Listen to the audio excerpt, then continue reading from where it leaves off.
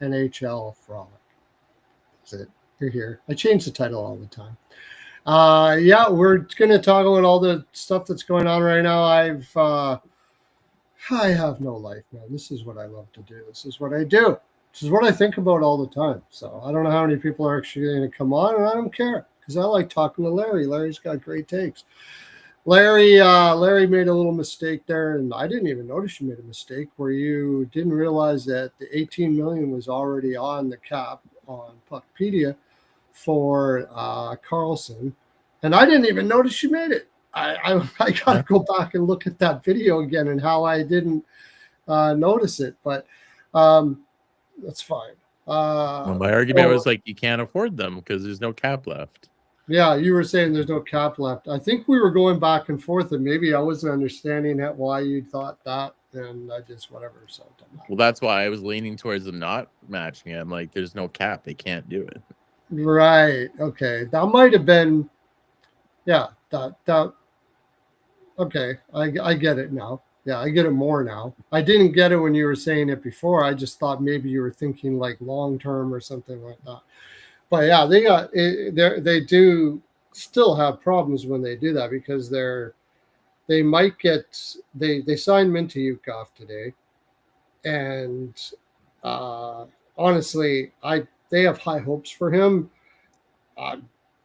Late he might start to develop in other areas of his game. I mean, his skill level is no doubt about it. Like he's sort of like Nemec. Right now. Still pretty raw as his overall game is concerned. Him getting that kind of money is just the way the NHL goes right now. If they hit it out of the park and he develops really well, then that's fine. But I'm just like, when's the last time you'd see recently a 28-point guy? Or no, sorry, 22 points. He regressed it. He doesn't even have his highest point total ever. Get over 7 million. That's crazy. Fucking Jordan Spence got less. If you think about it, Jordan Spence got less. Jordan Spence that was a sweet deal. That was a sweet deal already. Now it's looking real sweet. Rico, you're there already. Okay, there's if you want to jump on, dude.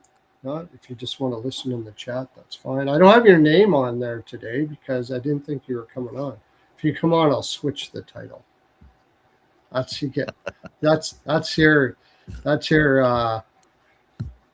gold star for coming on the show. I'll put you in the title. Signing bonus. Signing bonus. That's your signing bonus. Yeah. You get your name put back in the original show title. Right. So we were talking that, and I mean, this was pretty obvious anyways, that, likely Killorn or Vetrano, if they can, I doubt Kreider because Kreider has a full no move clause.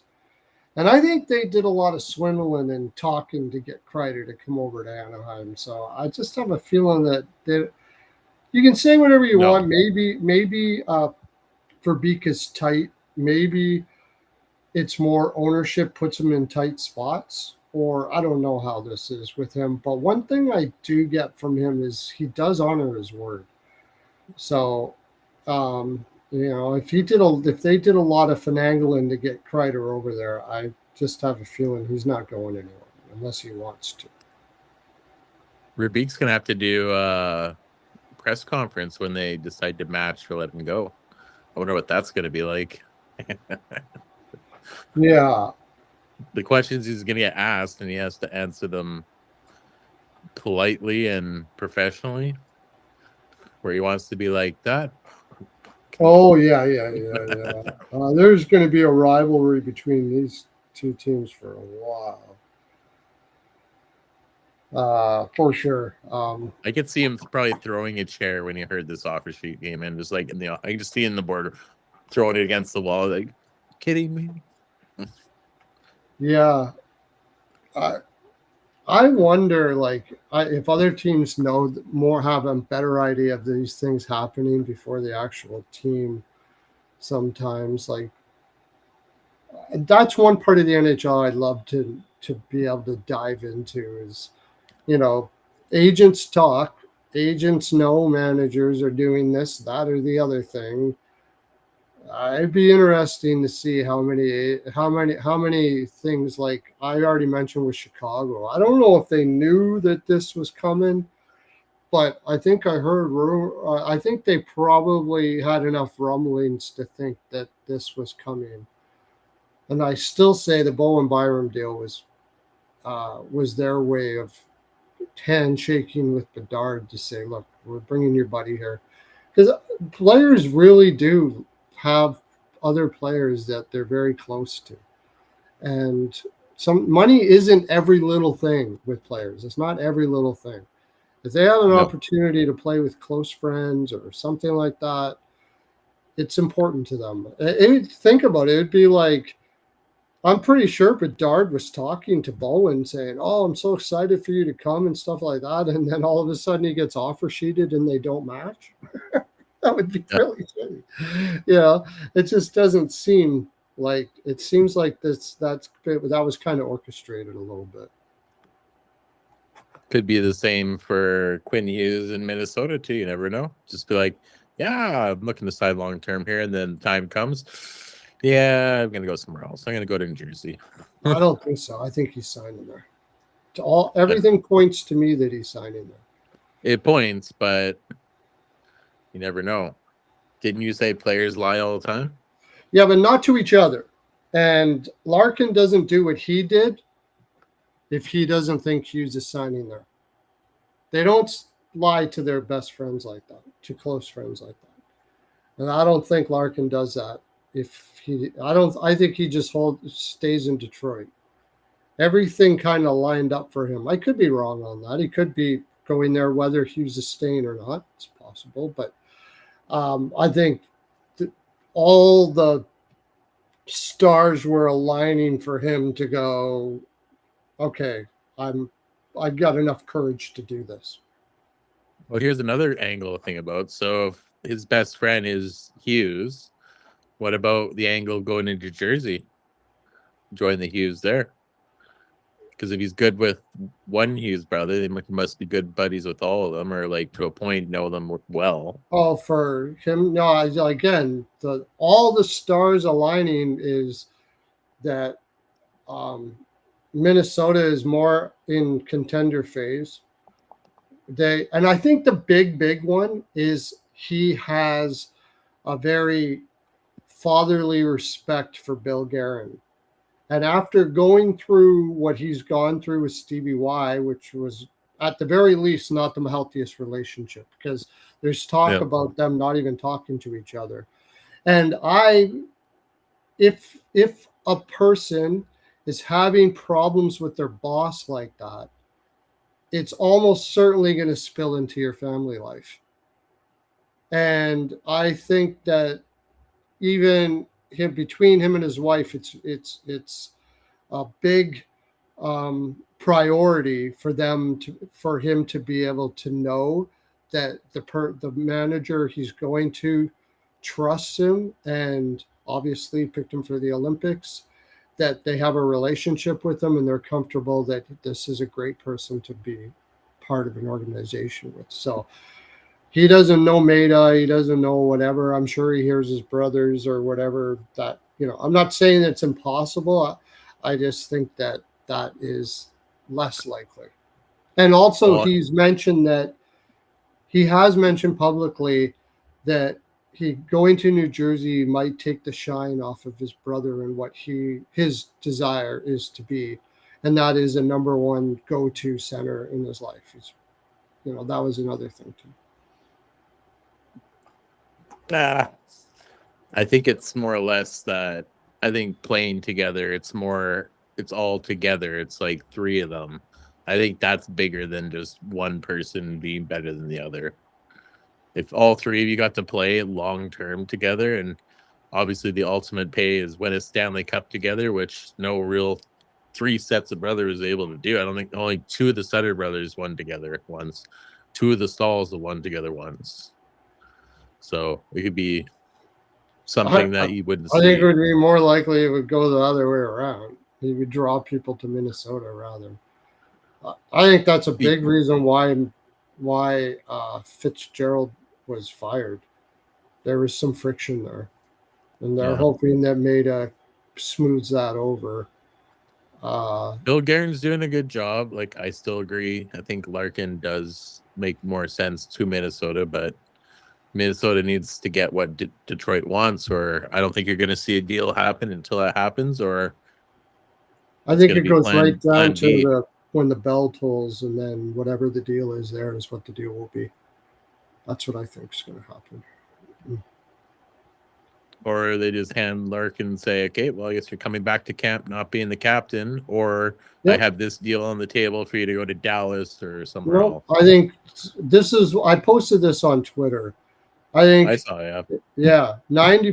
He's 90% Minnesota. 10% of his heart will go back to Detroit, and 0% anywhere else. It's that's what I believe is, and he's willing to face the music. He's willing to go there and get booed. He's willing to have all that happen. He's willing to do it.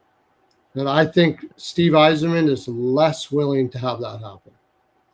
That puts him in a tougher spot, but also puts his family in a tough spot too. Oh, really? They get to be in Michigan where they want to be. When it comes right down to it, that's what they want to do. Yeah. We'll have to see. I do think, yes, it's obviously the most obvious destination for him, but I think there's got to be a plan B. There's a plan B. There has to be.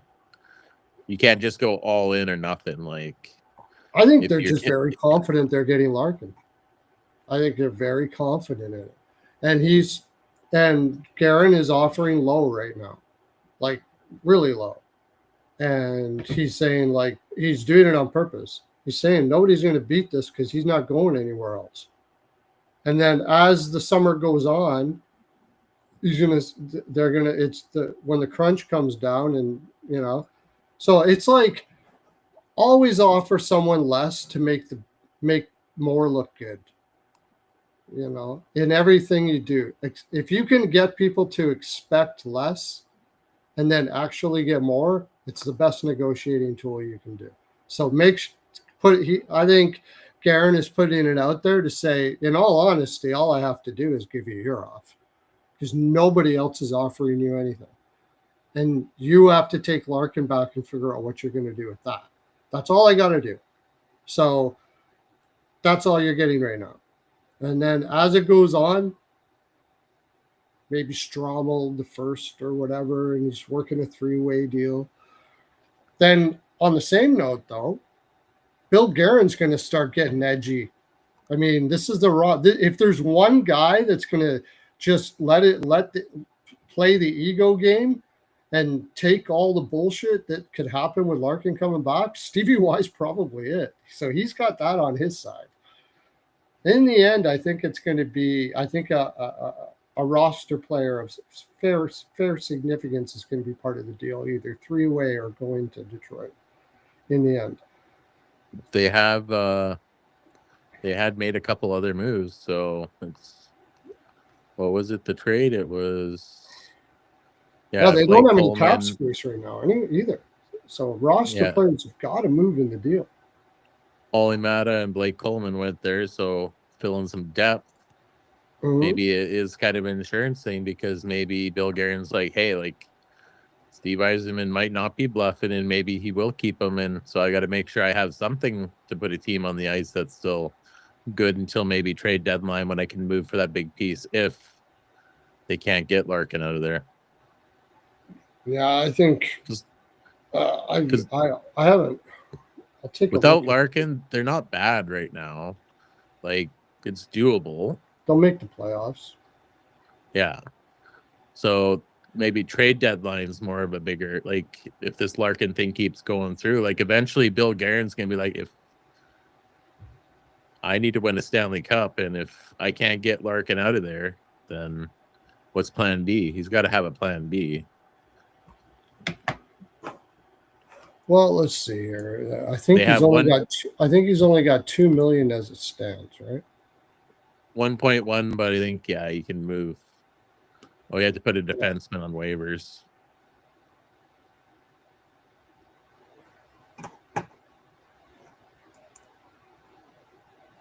And then they got some forwards they can send away. So yeah, they have about $2.5 million after they move some bodies.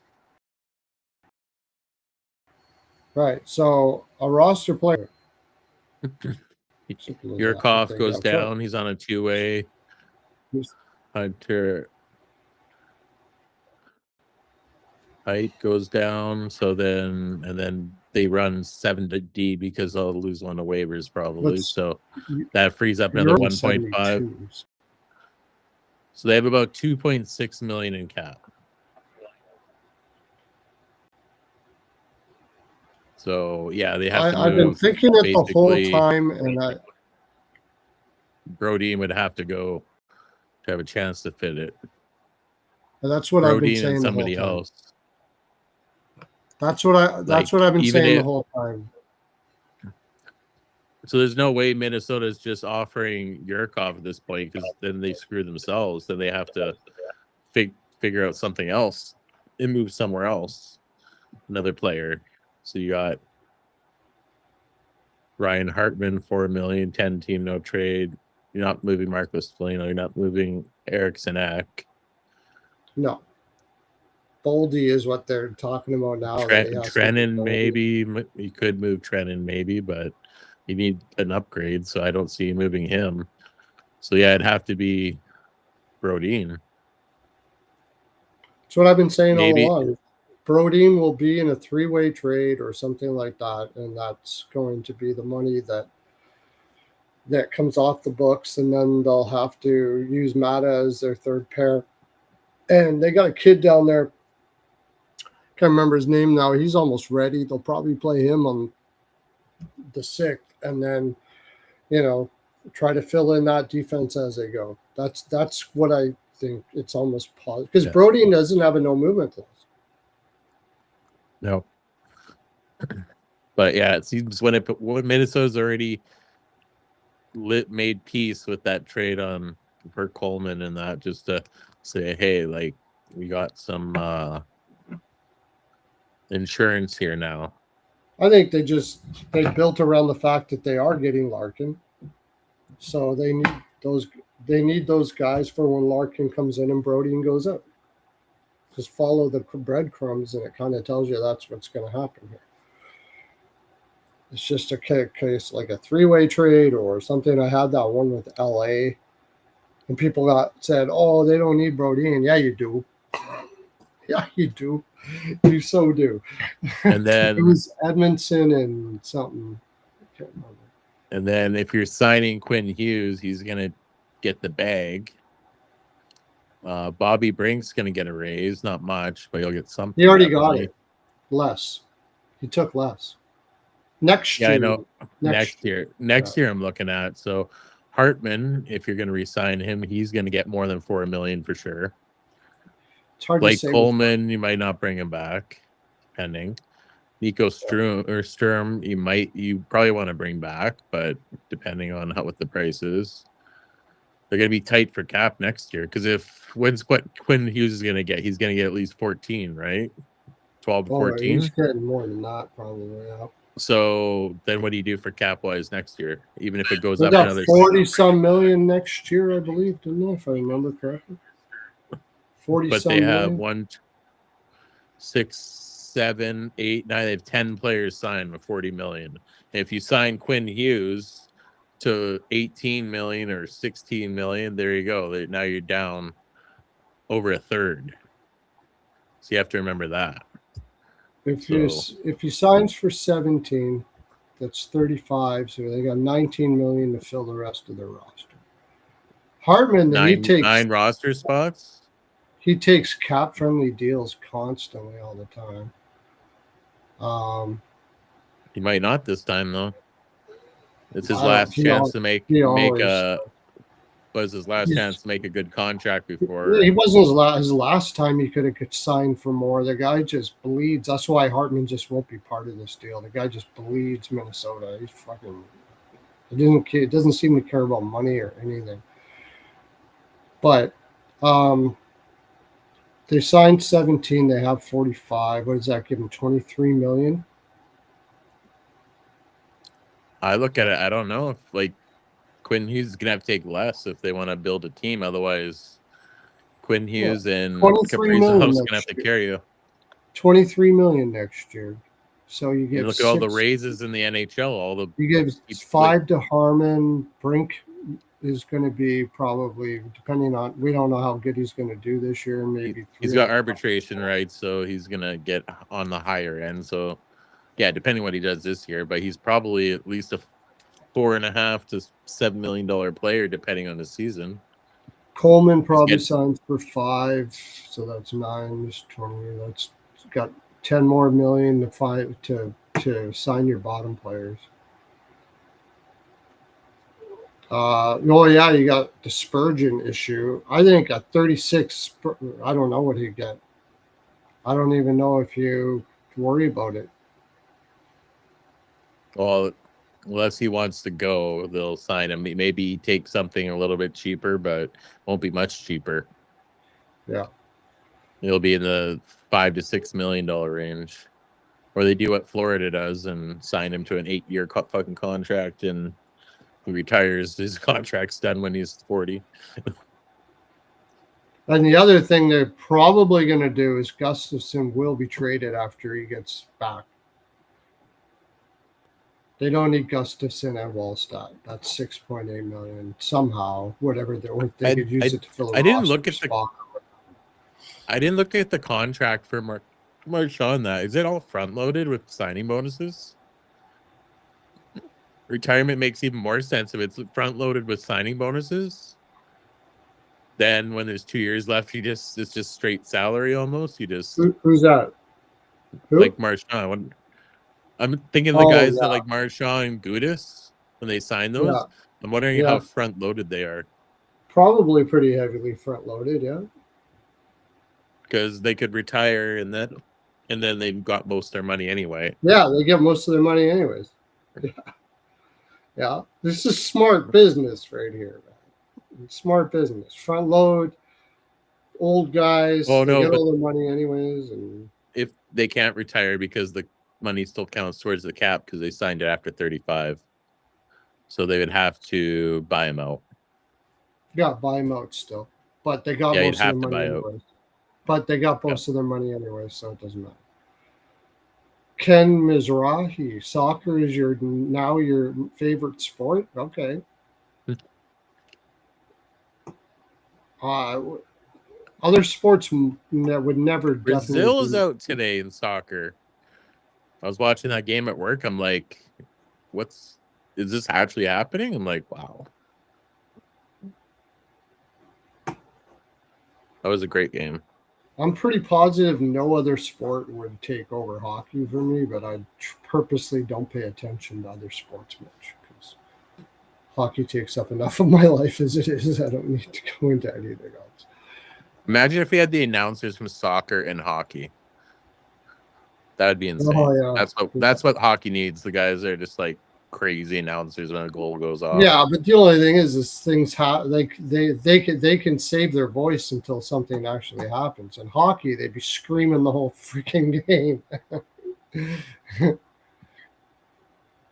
Some of them did, but not some of the announcers.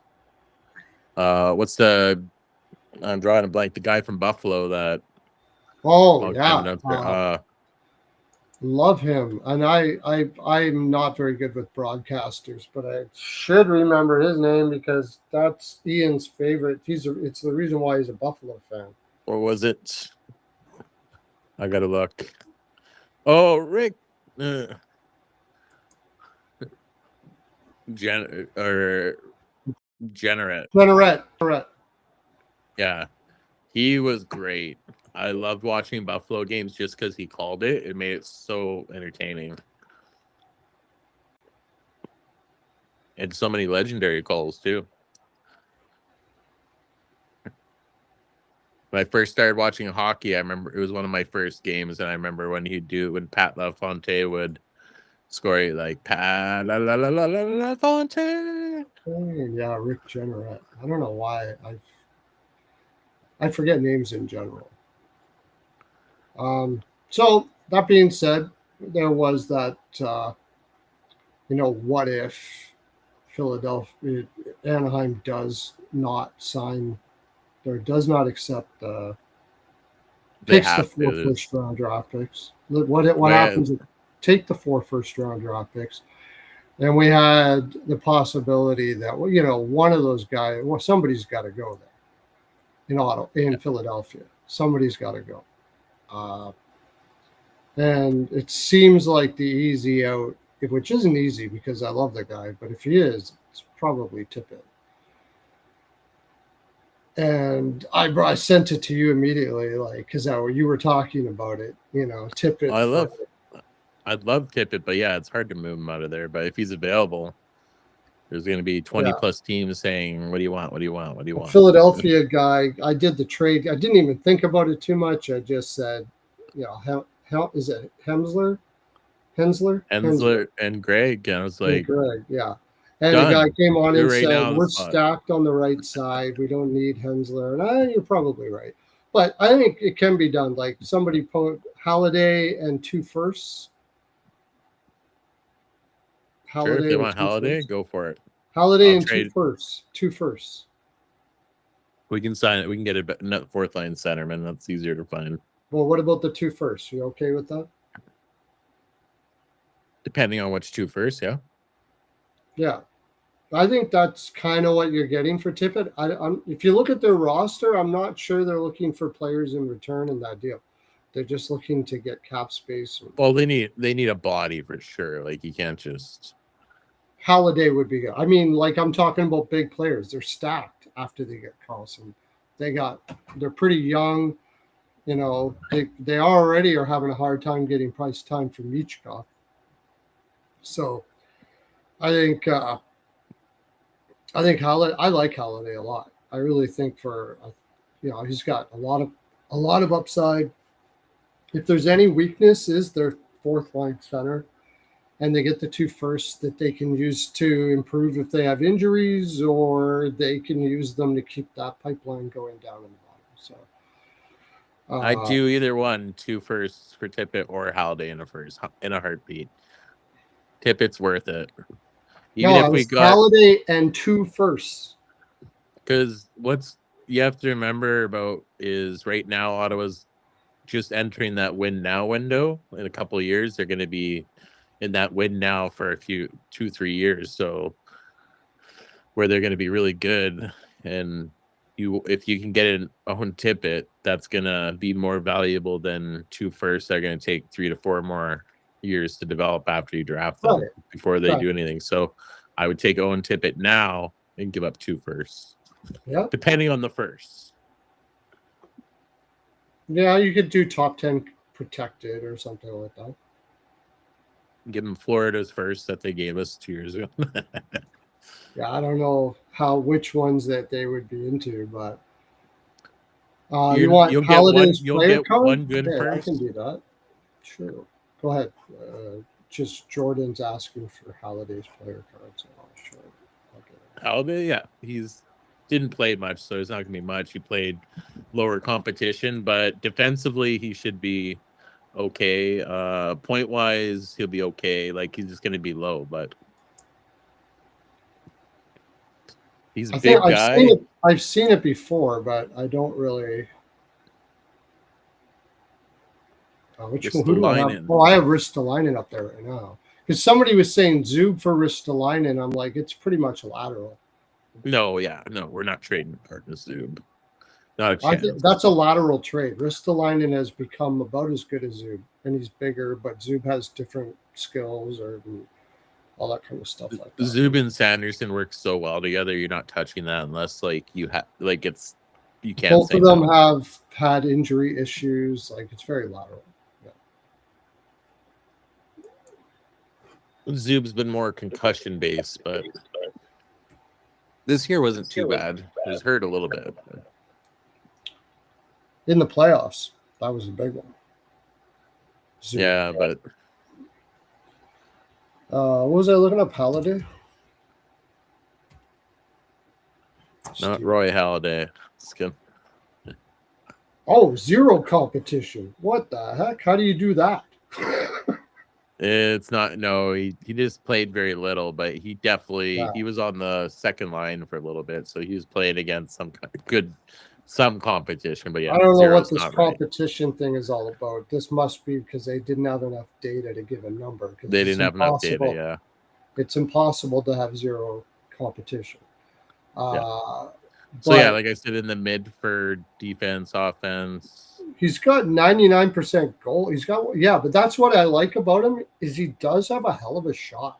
Like he really does for a guy who plays on the lower lines. And he's only 24. I don't know. I was just mostly going off of eye test. I liked what I saw from the guy. From what I saw, Big Red.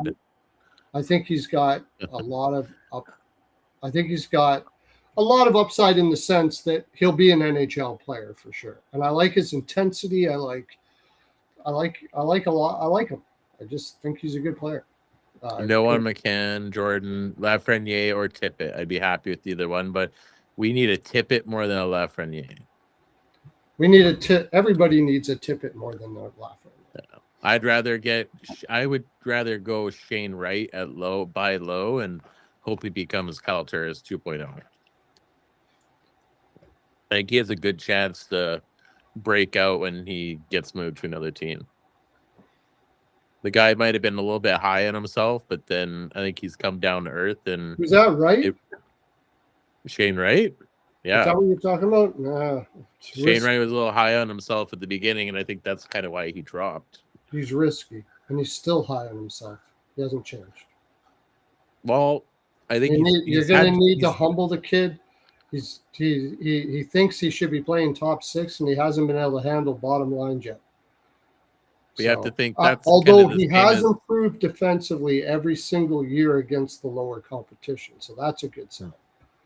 But you have to remember too, like when I think of that, it just screams Kyle Turris in Phoenix. Like he was upset, wasn't getting what he wanted there, and when he came to Ottawa, he became a whole different player. I would say Kyle Turris was looking better in Arizona than Wright is looking in Seattle when they made the deal. Yeah, he was an arrogant kid. There's no doubt about that. But I think he was looking better.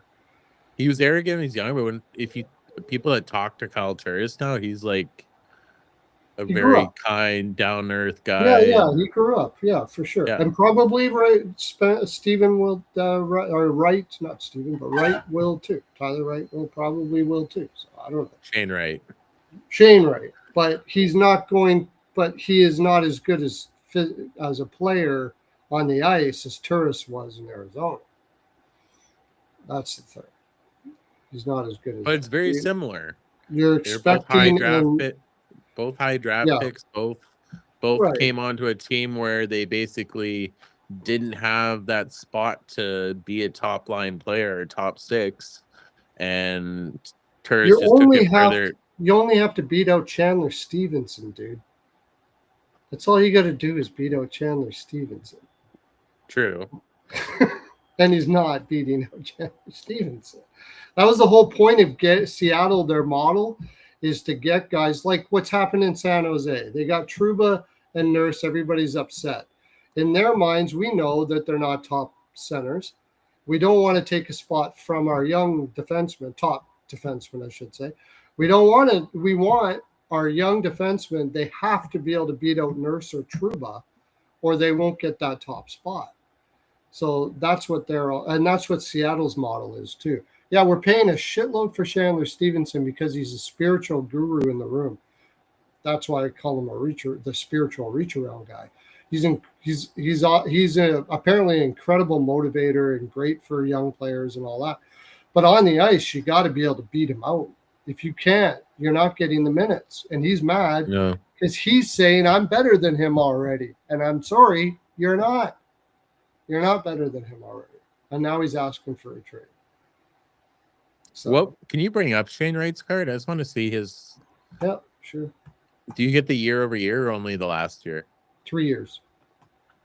This is a 3 year. Now, Holiday, 3 year. Okay, you don't get the 3. You don't get the 3 year with Holiday. Yeah, I feel like with him, his competition would have increased. So he did get more minutes over the years. 20% is not very good. He's playing against low lines and he's struggling. He's struggling. He's not hitting it out of the park. Now, again, there are reasons for that. He could be sulking because of his immaturity and not putting it out there.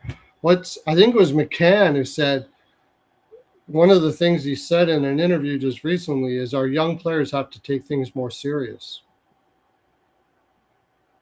So for young players, sometimes it's hard to grasp what you have to do to be an NHLer. And that's why they bring in Stevens. That's why they bring in these guys, because they are showing them what it means to be a professional. Even you can say whatever you want about, I can say whatever I want. I shouldn't put you in there, but about Sherratt in Detroit, I mean, I think he's not a good defenseman on the ice, and I don't think that's wise. But apparently, he's a very strong professional off the ice. Like, he is meticulous and a health nut and all of those things like that. And he's very good for young players to show them what to do to become better.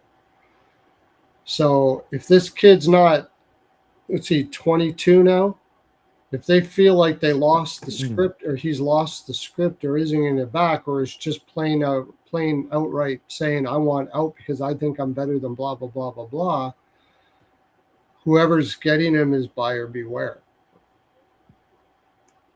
Yeah. He's got playmaking ability. It's not that he doesn't have skill, but really, he's not knocking it out of the park against lower competition, and he's complaining about not getting ice time, and they're like, we'll give it to you when you're performing well against lower competition. Just makes sense. I think when they got Bobby McMahon, that's kind of like they want to give it to put him right where Shane Wright's spot would be. So it just makes sense for him to move on because there's the writing's on the wall. It's like you're not going to get the ice time that you want. Yeah. When they signed McMahon, that pretty much. I mean, Wright was playing center, right?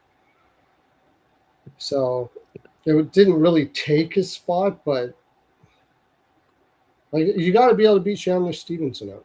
I mean, and that shouldn't be impossible to do if you're going to be a guy who's a second line center.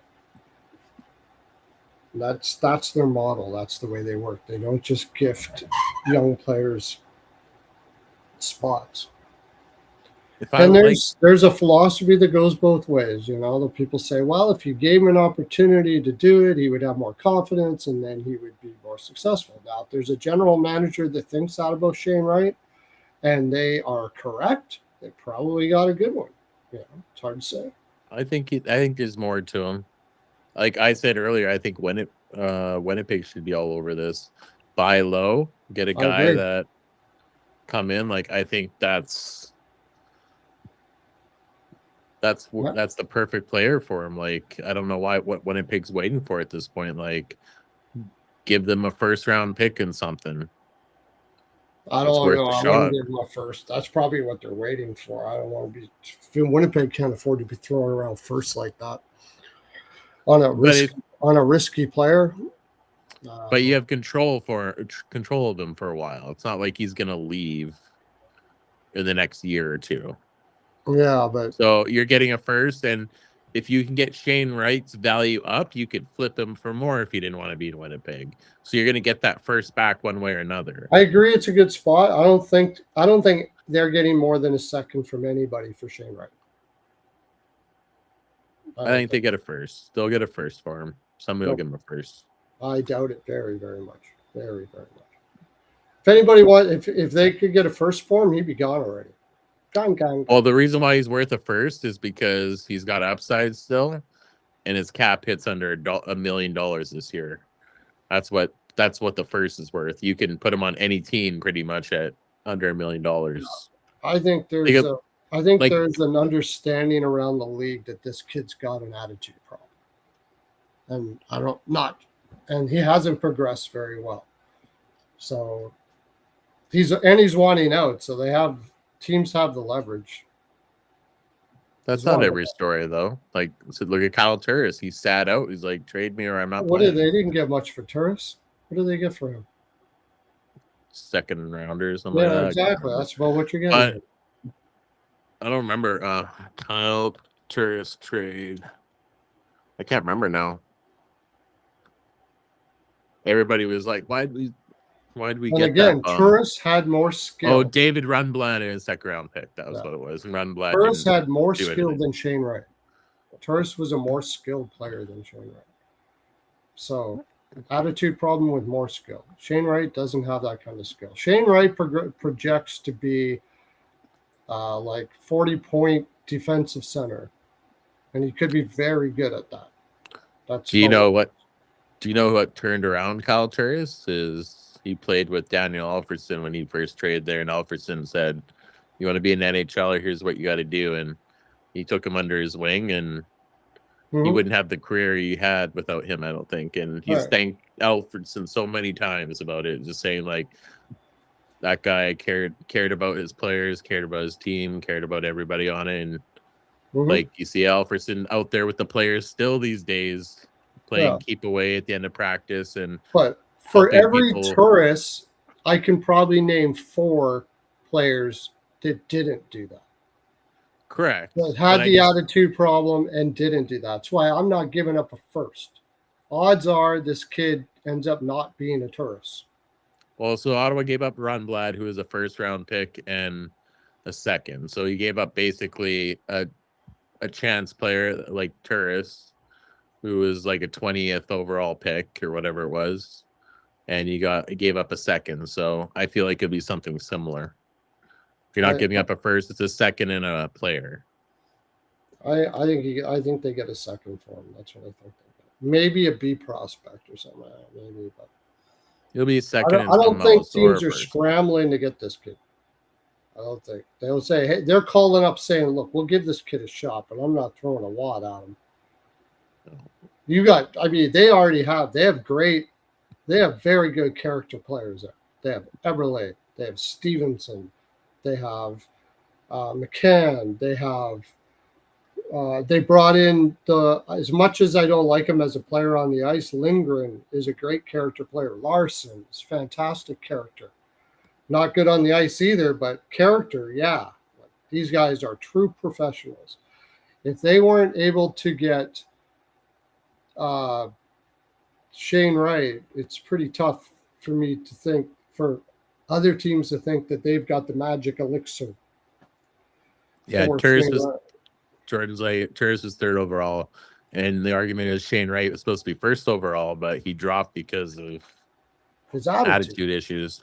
Yeah, and they still have him years later. He still has him. So it's not looking good for Seattle, man. I don't think it's as bad though. Like I haven't heard anything about like him like saying like I don't see him arguing with the coaches or anything. I think he's putting in the work. I don't think he's sitting there trying to float by. When you got guys like McCann saying our young players have to take things more seriously, who do you think he's talking about? To a point, but it might not just be him. Like it just seems very likely that it is. That's what I'm saying. If you look at him playing, so you look at him playing in the first year in the NHL, he got his first 8 games, and then he went down into the Firebirds and then I guess he got injured or something like that. I don't know. He only played 8 and 8 games, and then next year he played. Oh, he went to Windsor. Oh, he went back to Windsor, and then he was playing Firebirds, and then playing Seattle. That's why. But he went to the AHL. He tore up the AHL. Like he went in there and got 47 points in 59 games, and then the last couple of years, like last year, he regressed. Yep. His time on ice was about the same, but his shooting percentage shot down. I want to know who his wingers were this year. Did he have a chance to actually score? Was he playing with shit wingers this year? Because like you can't expect a centerman to get a lot of points if your wingers are crap and nobody can finish. Well, I mean, I'm not really looking at the point production. I'm looking at the skill level based on but that is important too, because a player is like, if you want me to succeed, you gotta give me a natural shot. You can't put But freaking. that's actually points on the board. I don't look at that as much. Just like people say that, oh, defensemen can't be judged by their points. Right. They can to a certain degree, but I'm talking about how much he drives play. Like I said, the one encouraging thing with him is every year he has progressed defensively, even though it was against lower competition. And he's an above average playmaker, and he's got a good shot. Like, he's got skills. Yeah. There's bones there that you can work with, but his overall game is just not progressed. But the part is, so like, if I look back at as his they old would have stats, this guy is usually got a shooting percentage like above 20%. Like, Mhm. this guy can score. Why Yeah, last he's year got the ability to score. He dipped to 12.4%. Every other year before that, he's in the 20s. In one year, in 23-24 Seattle, he's played 8 games, but scored 4 goals. Like, this guy can score. So why'd he dip so much last year? That's what I want to know. That's why I want to dig deeper and see. Well, like, he's an anchor for the teammates he plays with, not the other way around. That's one thing. So yes, somebody picks him up, puts him on the top line, he'll get 40 points, and everybody will say, "Oh, Shane Wright is great." See, if he's able to maintain his physical presence against top competition. That's a big if. I highly doubt he can. But if he is able to maintain that, he'll get 40 points, but he's a shit player still. I don't care how many points you got. I don't. Well, no, but look at it. You said his defense is increased. So how is he an anchor? He's actually doing better on ice compared to years before. So like in the D zone, he's doing better. Well, not just D zone, probably He's overall. playing PK. Look, his PK is 71%. This would judge overall defensive play has gotten better all the way through. No doubt about that. But still an anchor for his teammates in every other way. So, but if you play him with lower competition, like that's, or lower players that can't really make him, or complementary players. You need guys that can if you play him with top players, he's going to look better to the eye test. You're right, but he's still not going to be a great player. No, not even that. Like, player, but he will look better to the eye test, and he will have more points on his stat sheet. It works both ways. So, like, an example is Ridley Gregg. Like, on the third line, he played the first season or last couple seasons before in the third line. He looked really good. He got pushed to the second line this year. His 5-on-5 points was good, but defensively he didn't look good and everything. Like, he's not a second line player. He got pushed up against higher competition and he struggled. Yeah, he's not a second line player. He will struggle in every way but offense. No. If you get him in the offensive zone, he's going to help the offense pot a couple for sure. But the rest of his game is enough of a liability that his offense doesn't make up for it. Even though he's getting better. He's getting better in the defensively all the way through. Against top comp, if you put him against top comp, you're not going to see better defensively. You're going to see. Well, you don't know that because he doesn't really play it. They don't give him a chance. Know that because you watch him play and know that. You have to know that. You can't just throw kids up there and say, "Let's see." No, you already know how he is against lower. That's the same argument when they're just like, you can't play a rookie goalie in the playoffs because he's never played in there. You don't know. No, he's not different. Goalies are a different thing altogether. But I'm just saying it's the same kind of thing. Because he's really good defensively here, because against 20% competition, maybe you bump him up against bigger lines next year. But you're not playing him against top comp. Maybe you bump him up a little bit. Take it easy. This guy is probably a slow burn because of his attitude. If his attitude breaks, he could be very good. Yeah, absolutely. Pull Shane right up on edge stats on NHL. So, like, he's actually a pretty above average skater. Yeah, skill-wise, he's fine. Hardest shot, yeah, it's not there. Well, you just said he wasn't as skilled. Like skill this guy, wise, he's not bad. He's got a good play, but he's not a good play driver at this against low competition. And defensively, he has just moved up to above average against low competition. So you can give him. You got to ask him, what type of player do you want to be? Like, now I'm what curious. type of player do you want to be? Where is? And he's getting lower minutes. That tells me that there may be a conditioning problem here too, and that would be a big thing. Usually, guys with attitude problems aren't really doing the work they need to in the off the ice. So that could have something to do with it. And if they're arrogant, they think they don't have to. I'm just better than that person. Let's see his. I'm tempted now. I want to see who he played with most of the year. Now I'm curious. I just want to see. I was going to look that up.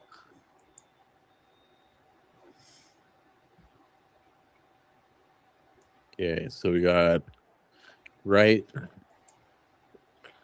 We played 109 minutes with Cadden and McCann. Not that good. Kako and Cadden, 110 minutes.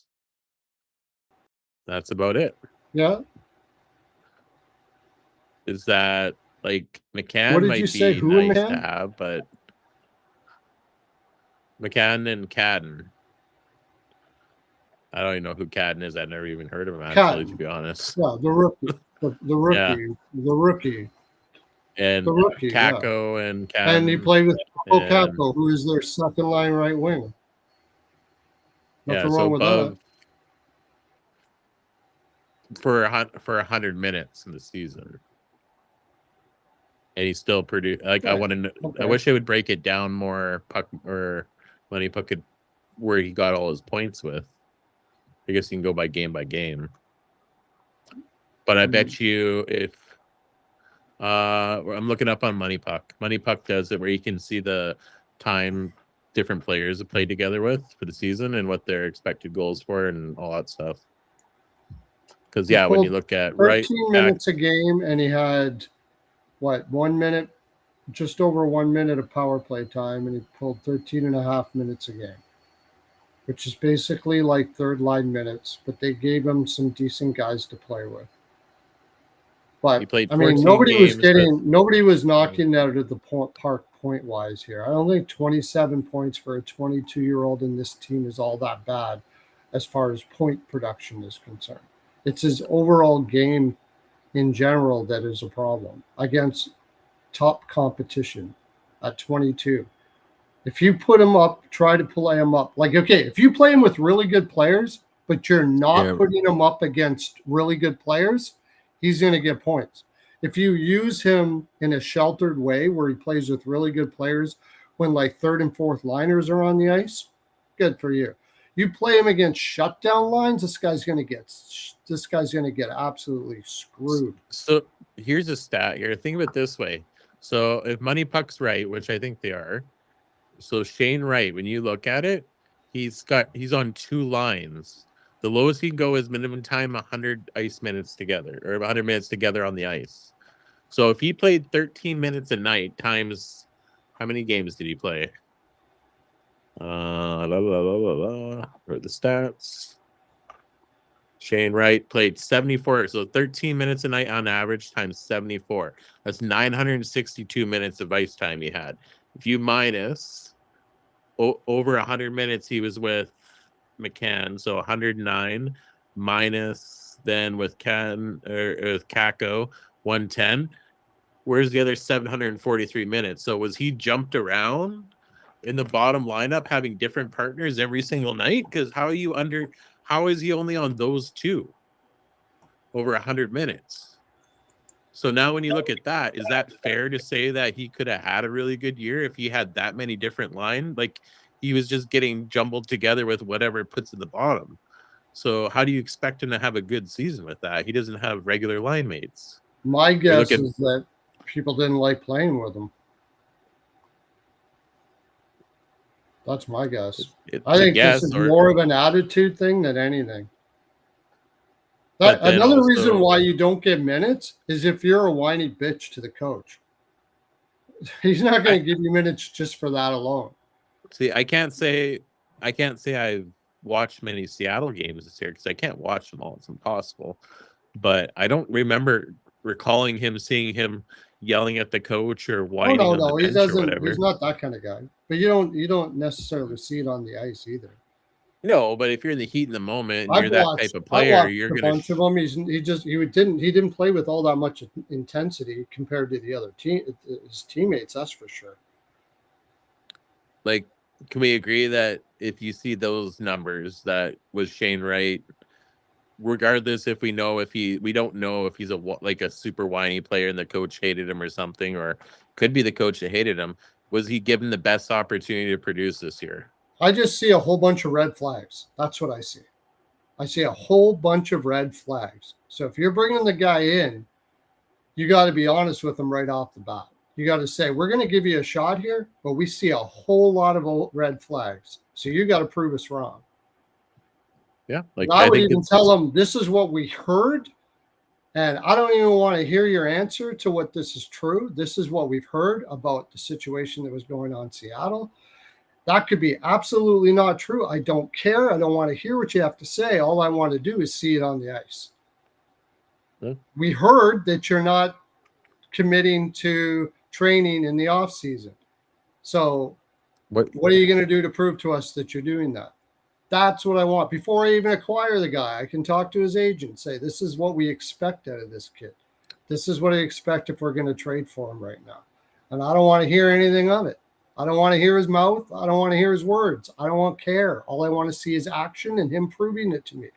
That's what I want to see. If he's not willing to do that, don't bother. I'm not ponying up a second round pick if he's not willing to find a way to prove to me that he's going to do these things. That's the way I'd be looking at here. And if that guy's like, whatever, blah, blah, blah, then guess what? I'm not ponying up that second. It's fair. Mm-hmm. It's definitely there, but I think that you also have to give him the benefit of the doubt that he wasn't put in a spot to succeed.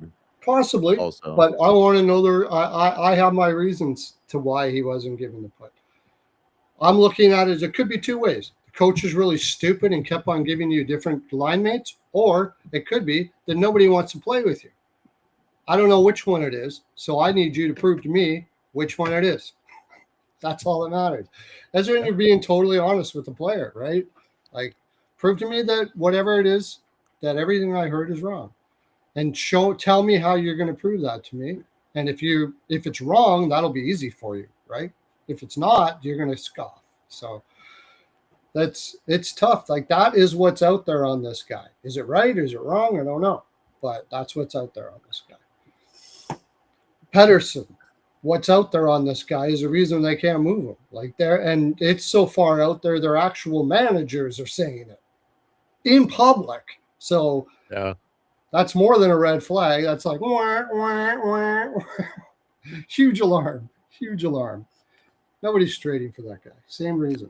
The good news is, I think with the coach change, they put with Malhotra there. I get it where the personal life he cares about more outside, but Manny Malhotra used to be on that team. He's a born leader and probably a hell of a coach because he's in the NHL now. So I give him that. Yeah. I think he's more of a player's coach. So he might sit down and say, hey, man, like, whatever personal life, I get it. I dealt with it. I went through it. I know it. The minute you step in this building, it's hockey. The minute you step outside this building, it's your time. It's your family time. I don't care. So I think maybe you kind of set that line for him, saying, if you're not committed to hockey here, I'll sit you. Yeah. I mean, Vancouver fans think that Foote was a bad coach. He wasn't a bad coach. No. And the players outside of Pettersson loved him. So I don't know. I still blame Miller for this. I don't. I blame Pettersson for all of this. I was on the anti-Miller side at one time. Because Pettersson was just so good. I was like, he's got to be just being an asshole. I was like that for a while. Rico and I were on here saying they got to keep Pettersson for a while, but the more I went through it, I'm like, you know what? I don't know anymore. I'm watching this guy. He doesn't have the drive he had before. He doesn't. Is it all because Miller is that much of an asshole, really?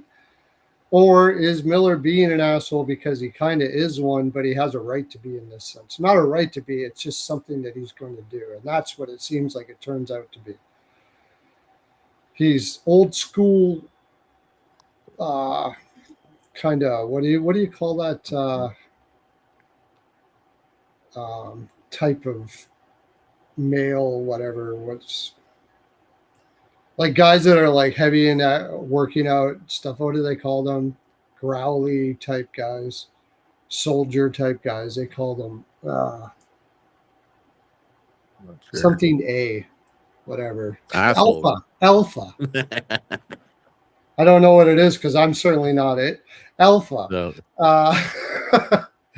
He's like an alpha type dude. Doesn't, quit being a bitch. And Pettersson just cowered under it, got mad, kind of got a big head or something, like all kinds of stuff. All in one. I'm gonna try and find it. There's a video on YouTube, I think it was, and one guy who's like a hockey nerd, he broke down Elias Pettersson's game, and he talked about how like he went through a bunch of clips and proved it. He's like, here's when Pettersson was a 100-point player and what he was doing. You could just see it was just like bang, bang, bang, bang. He was on it. And then as he started declining, you just seen hesitation. He's showing like, this is not the Elias Pettersson you saw. He hesitates. He's not confident. Yeah. He's trying not to be selfish. He's like, I'd rather give it to a teammate than to screw up. Like, I think he's also not getting into his spots. And he doesn't look physically as strong as he did 3 years ago. And there's a good reason for that. He came into camp 2 years in a row out of shape. That's going to affect your confidence right there if you come in out of shape. This is the first year they don't have to do physicals either when they come into camp. Well, that's crazy. Just getting out of hand, man. Like, what do you mean you don't need to do physicals? You don't need to do physicals, but they'll still do them in a way. You have a choice to.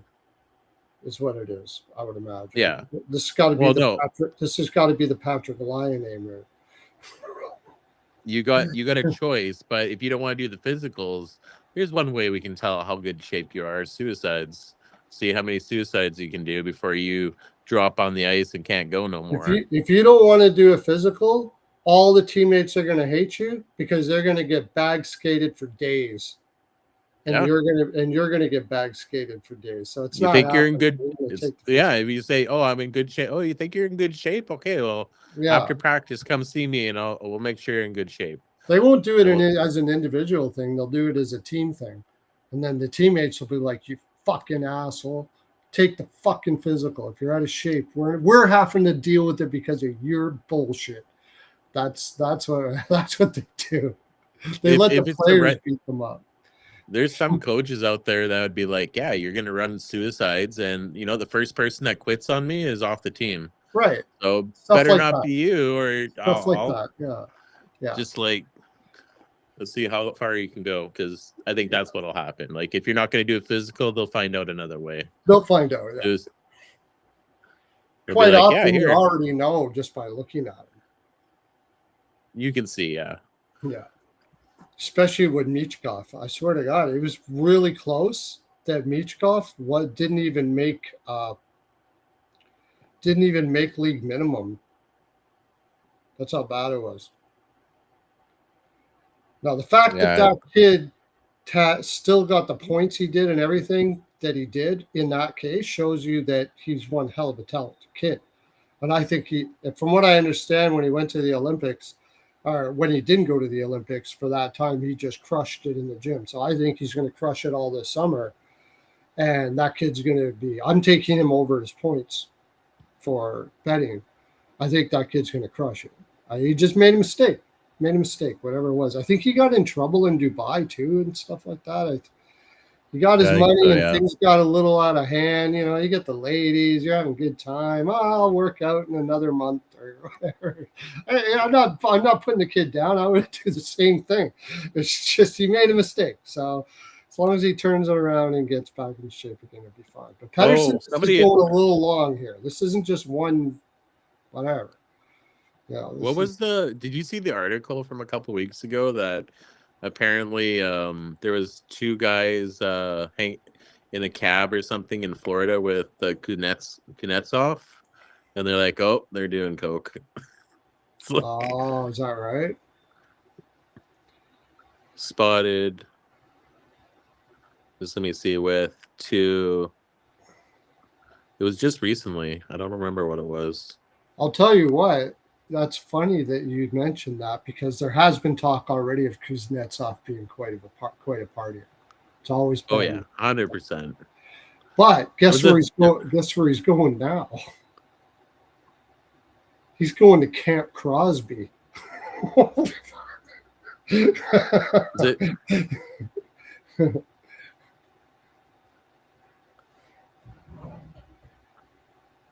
What was it? I saw a thing. I don't remember what it was. It was just recently.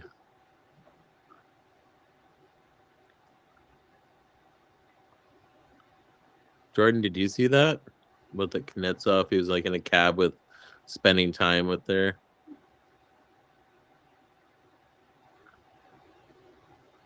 I didn't see that. I know that. But I've heard it already about him before. I don't usually I take all that stuff with a grain of salt because no, there was like a video, like a picture of him in the cab with these other two guys. Then that definitely tells you. Like, so he was hanging out with somebody else. That's trying to. Are you talking about Kuzi? Like from Washington, Kuznetsov? Those are you talking about? Okay.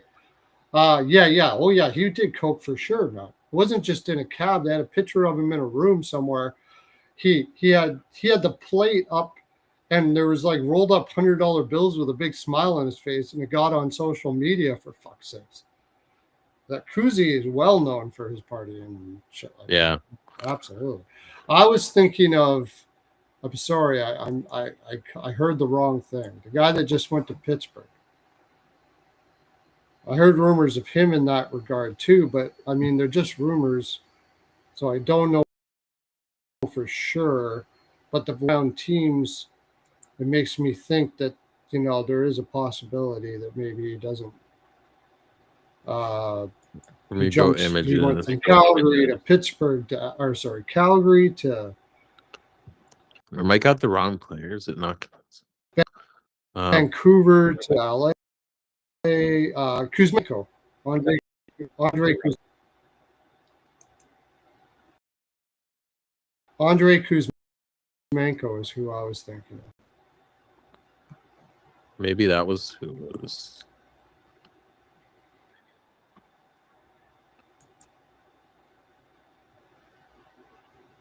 Crap. Now I wish I just freaking sent that to you. Usually I see things, I send it, and I forgot to. Was that work scrolling? I'll try to find that. Or just like, yeah, you shouldn't be hanging around. Anyways, that was just recently because he's already had the.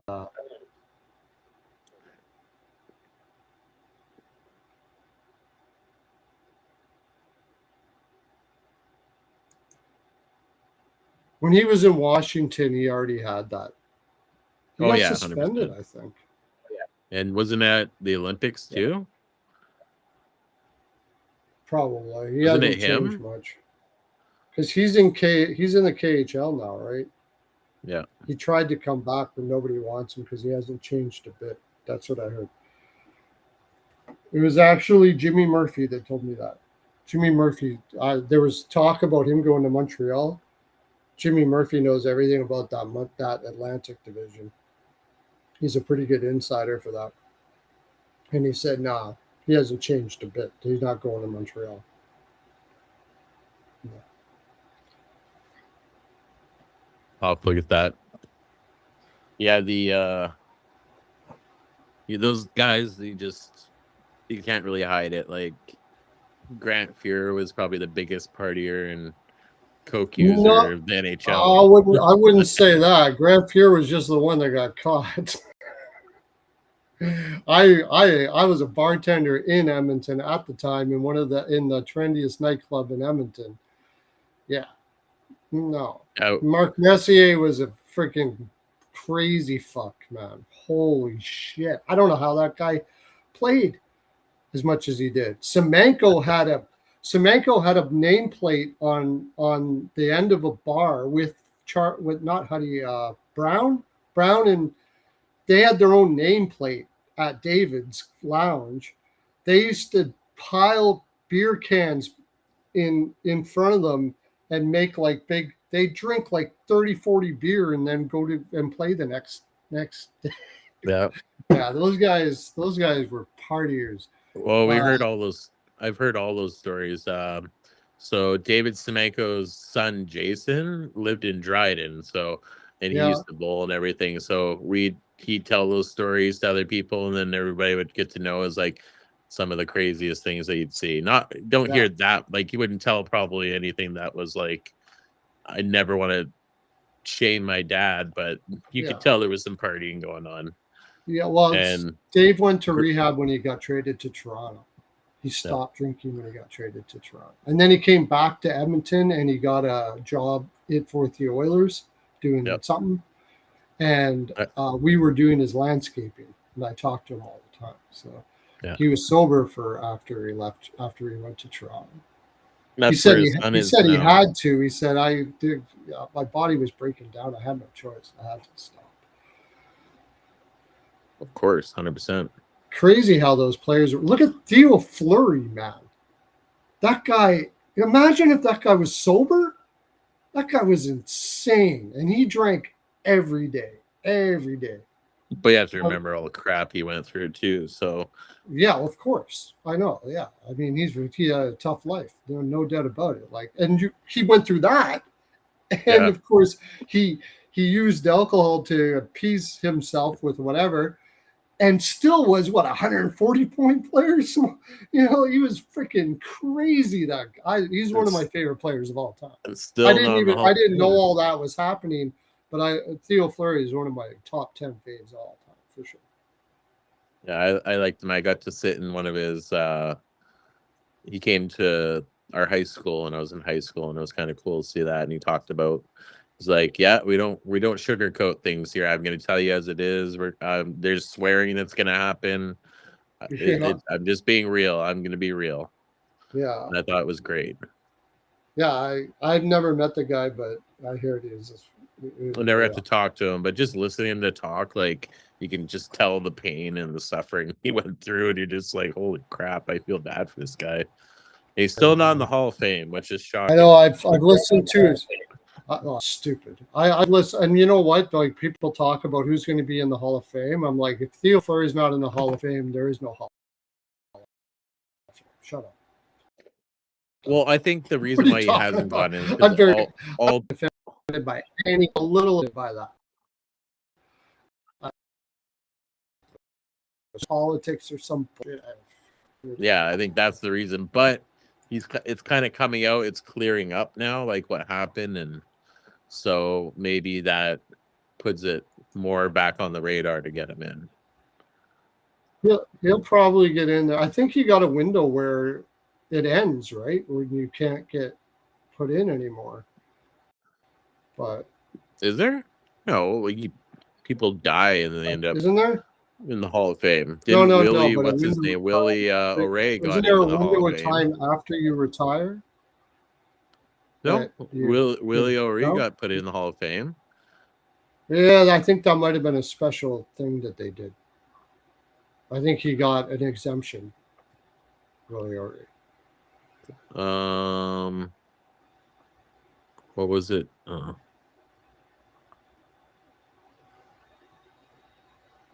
Yeah, who else is the other one? I was trying to think. Oh yeah, McGinley finally getting in the Hall of Fame. It took him so long too. He finally got inducted last year. Like Jerome McGinley? No, Alexander McGinley. McGinley. Well, McGinley, apparently it's because he didn't care.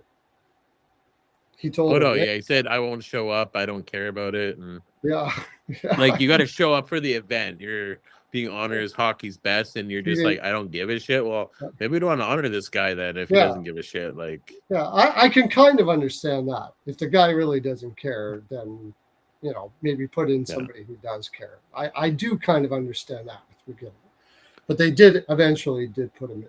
Maybe as he got older, he was like, you know what, guys, I've been kind of an asshole about this. I should be honored to be in there. Maybe he just kind of grew up that way. Me and my manager have this talk all the time. It's like how some celebrities or some high-end people are assholes to like people that just want to say hi, give an autograph. I'm like, you have to remember, you're in the position where you are because those people paid for tickets to watch you or support you. So I get it. You can't say 100% of the time yes and do everything they want. But if there's like a little girl or something, it just takes 1 second to sign a piece of autograph.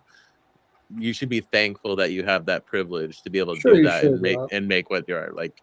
And Sure, he's you like, should, no, because you're probably going to get knocked off that perch eventually, and then you're going to be wishing that people liked you a lot more than you did.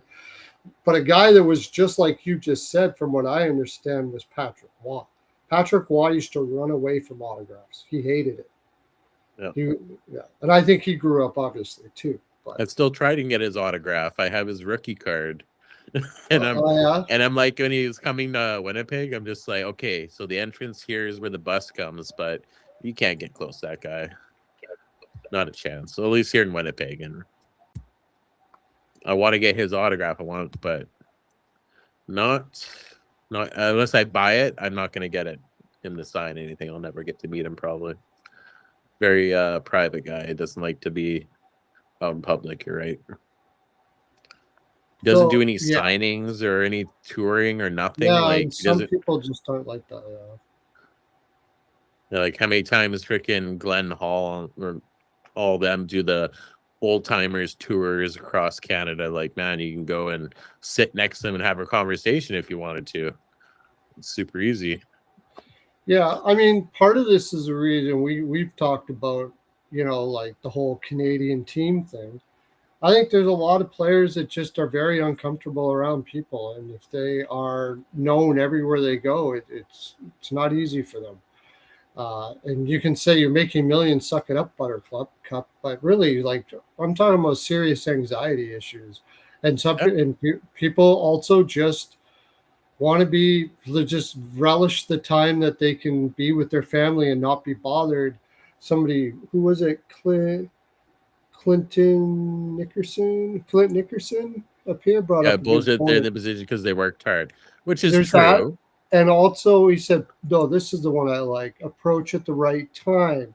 Like in Winnipeg, for instance, we were talking about how, like, we just had Stuart Skinner go to Winnipeg. Okay. We were talking about how Stuart Skinner was such a humble dude, right? Does he not seem like he'd be, if you were to package a Winnipegger and say, this is a Winnipegger, Stuart Skinner is that. He's perfect for Winnipeg. He's a very humble guy. He's a very respectful person, very happy person. I found people from Manitoba just like that. And what this fellow is saying, if you like to be in a town that's a hockey town and they respect you and your time and what you're doing and everything like that, they're not going to come up to you while you're having dinner, bother you over and over again. They're going to be very respectful of your time. Winnipeg is a place to go. So all the NHLers listening right now, and I know they all are. Of course they are. Why wouldn't they be? Remember this. Before you throw Winnipeg under the bus and put them on your NTC, if you want a place where people love hockey, you get to be in a hockey town there's a vibe to being in a hockey town that is extremely respectful to their players' time and period. And treat, even if you're having a bad time, you're not going to have Winnipeggers yelling at you across the street and saying stupid shit. They're going to respect you and put you kind of on a pedestal, actually. If you like that, Winnipeg is a place to go, man. It seriously is like that. If you really want a place where you can go around town, people respect you and know who you are, but still be revered for how good you are, and people like pour compliments on you, Winnipeg is where you want to be.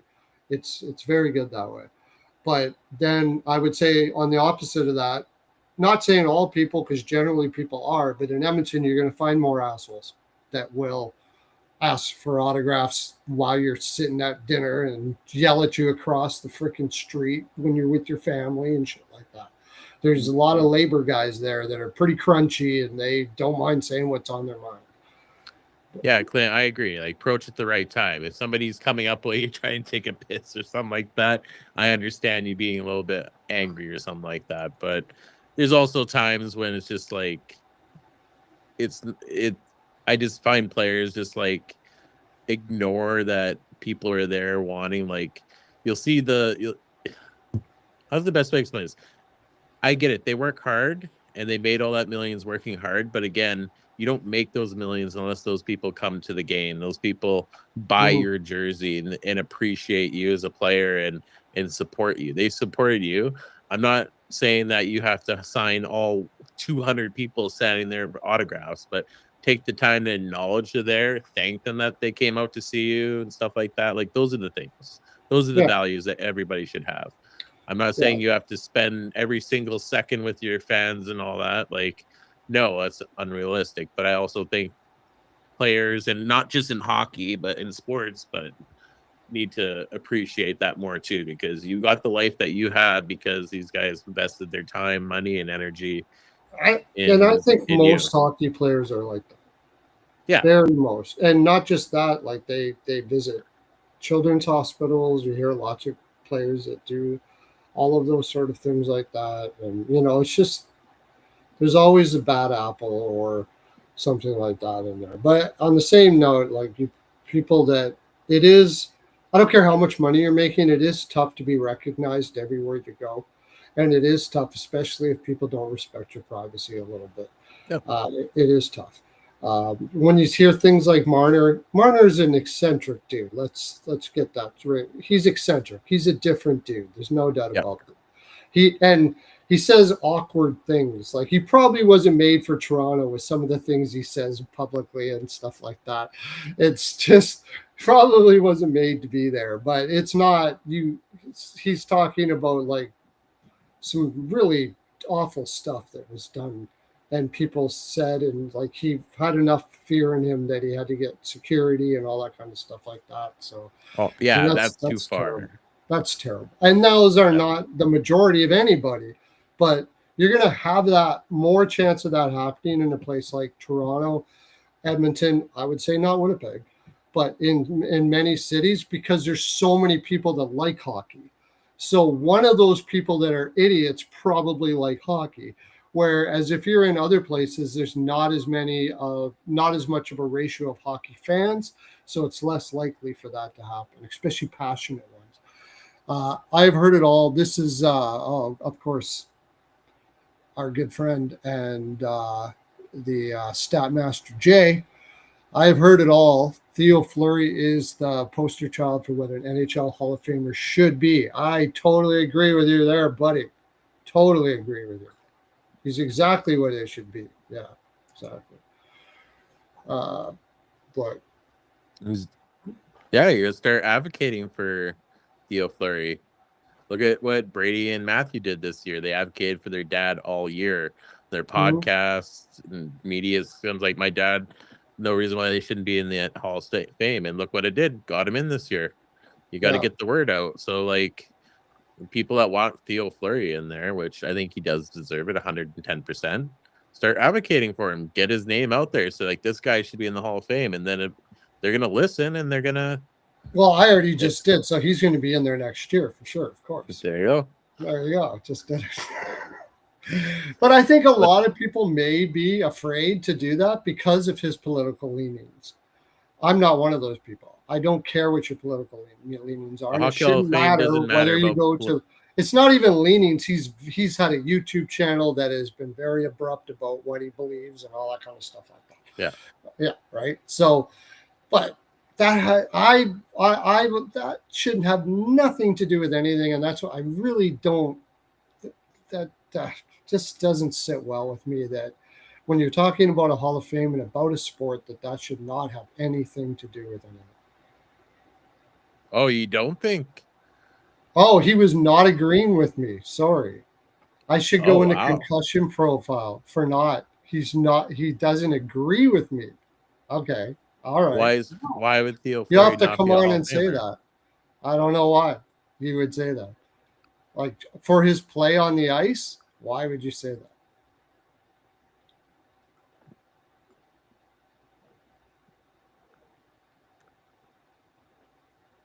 That's good. So Yeah, I would I have no like idea. he's not in the Hall of Fame, so technically we're wrong at this point, going by that. But I definitely think he deserves to be Absolutely, based on his play compared on the to ice, compared to with some other nothing players that have else, gone in. Yeah, 100%. with nothing else in mind but the play in his the play on the ice. That's it. He hasn't did. I don't think anything illegal. Well, he has. He's did drugs and stuff like Oh that. yeah, and he's admitted to it. But still, I don't get you. I think that he is exactly what a Hall of Famer should be. High offensive, hardworking, everything player. I mean, he's exactly what should be in there. As far as I could tell, he overcame addiction. He overcame a whole lot of things to go with that. That should not have anything to do with why he's in the Hall of Fame. It's simply what he does on the ice. That's all. If you did something terrible illegally and whatever, I suppose that kind of character outside of the ice may have to apply here. But besides that, I don't understand why.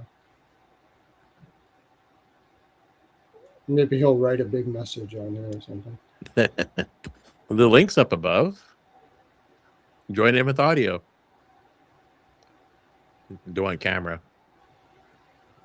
Yeah, I mean, I already sent it. Yeah, you can join me on there. 5, 6 and shorter.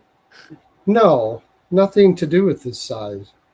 If anything, Look, that's another reason why you should be in the Hall of Fame. Look what he did at that height yeah, in I a mean, league where it was like rough and tough and he's players talking about destroyed each on the other. ice. He's talking about Yeah. literally on the ice. He shouldn't be in the Hall of Fame.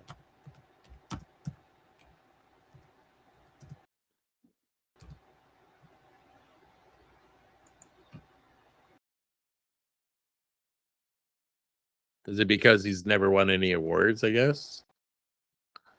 Is that why you don't think maybe because he never won anything? But I think in my mind, like all the stuff that he went through and the heart.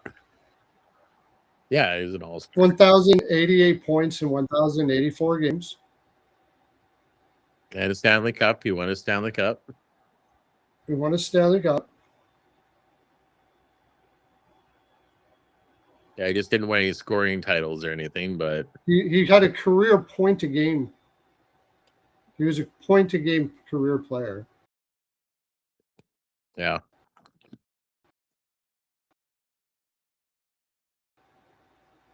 I wonder if anybody's done an interview with Theo Fleury and asked him, why do you think you're not in the Hall of Fame? If not, that would be an interesting one, just like a documentary on that. So I know he's done documentaries, but I don't know about asking him to.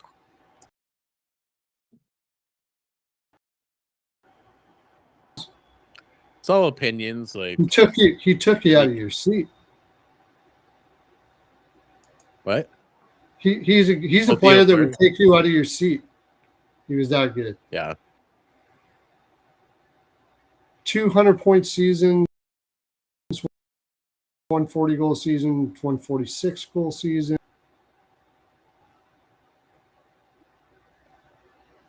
Yeah. Yeah, I How many? agree. 151 goal season, 230s. Like, I don't see why you're not putting him in the Hall of Fame. 455 goals. Who's not? More points in less games and has a cup. It's in the end, it's oh, I'm by myself now.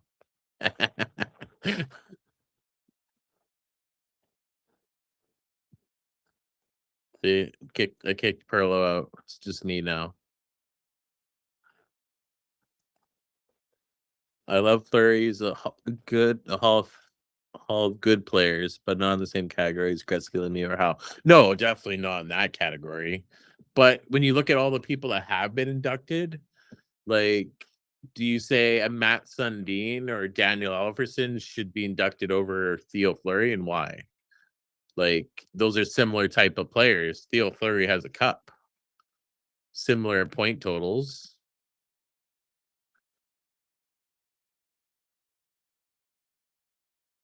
I I think I agree with Keith Tkachuk. He was the founder of that game of that era, and he was dominating at that time. Like, he was a star player. So I think 100%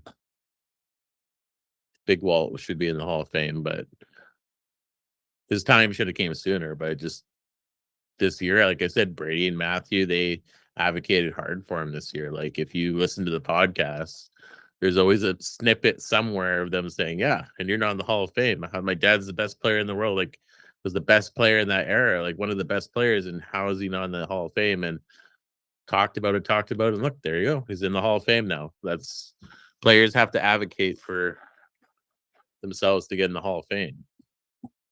Lots of drives that go on. Like when Alfredsson got put in the Hall of Fame, he missed the first 2 years, I think it was, and then I'm running the show. Oh no. Oh, there you are. I was just looking. Didn't he play mostly in the clutch and grab years too? Theo Fleury? Oh, yeah. He played with Big Walt basically in the same time. Yeah. So it's like, if Big Walt is a hockey Hall of Famer, then Theo Fleury should be. He was not as good as Big Walt for point wise, but what he had to overcome and do, like, it was a lot harder for him compared to Keith Tkachuk. So I give him props on that 100%.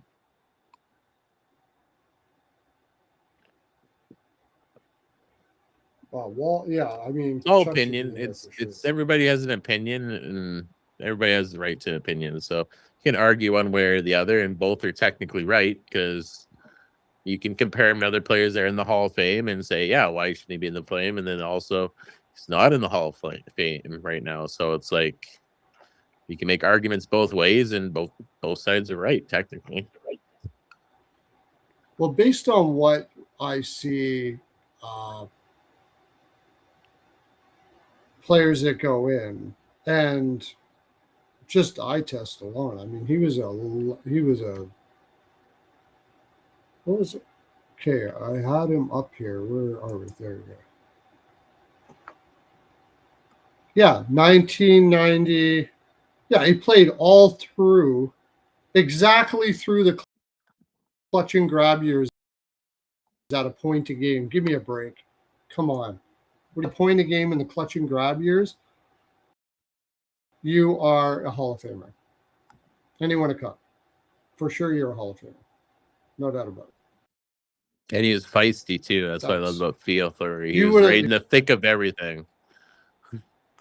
He's a point per game player, and he freaking always have lots of. Yeah, for sure. And he started and ended in the clutch and grab years. Like, he played all the way through it as a 5'6" player, which is amazing in itself. And he got a point a game or over a point a game. Yeah, that's, I don't know how you say that he's not a Hall of Famer. If he would have played more in Gretzky's era, like in the 80s and stuff like that, how many points would he have got? He would have easily been in the Hall of Fame. No question.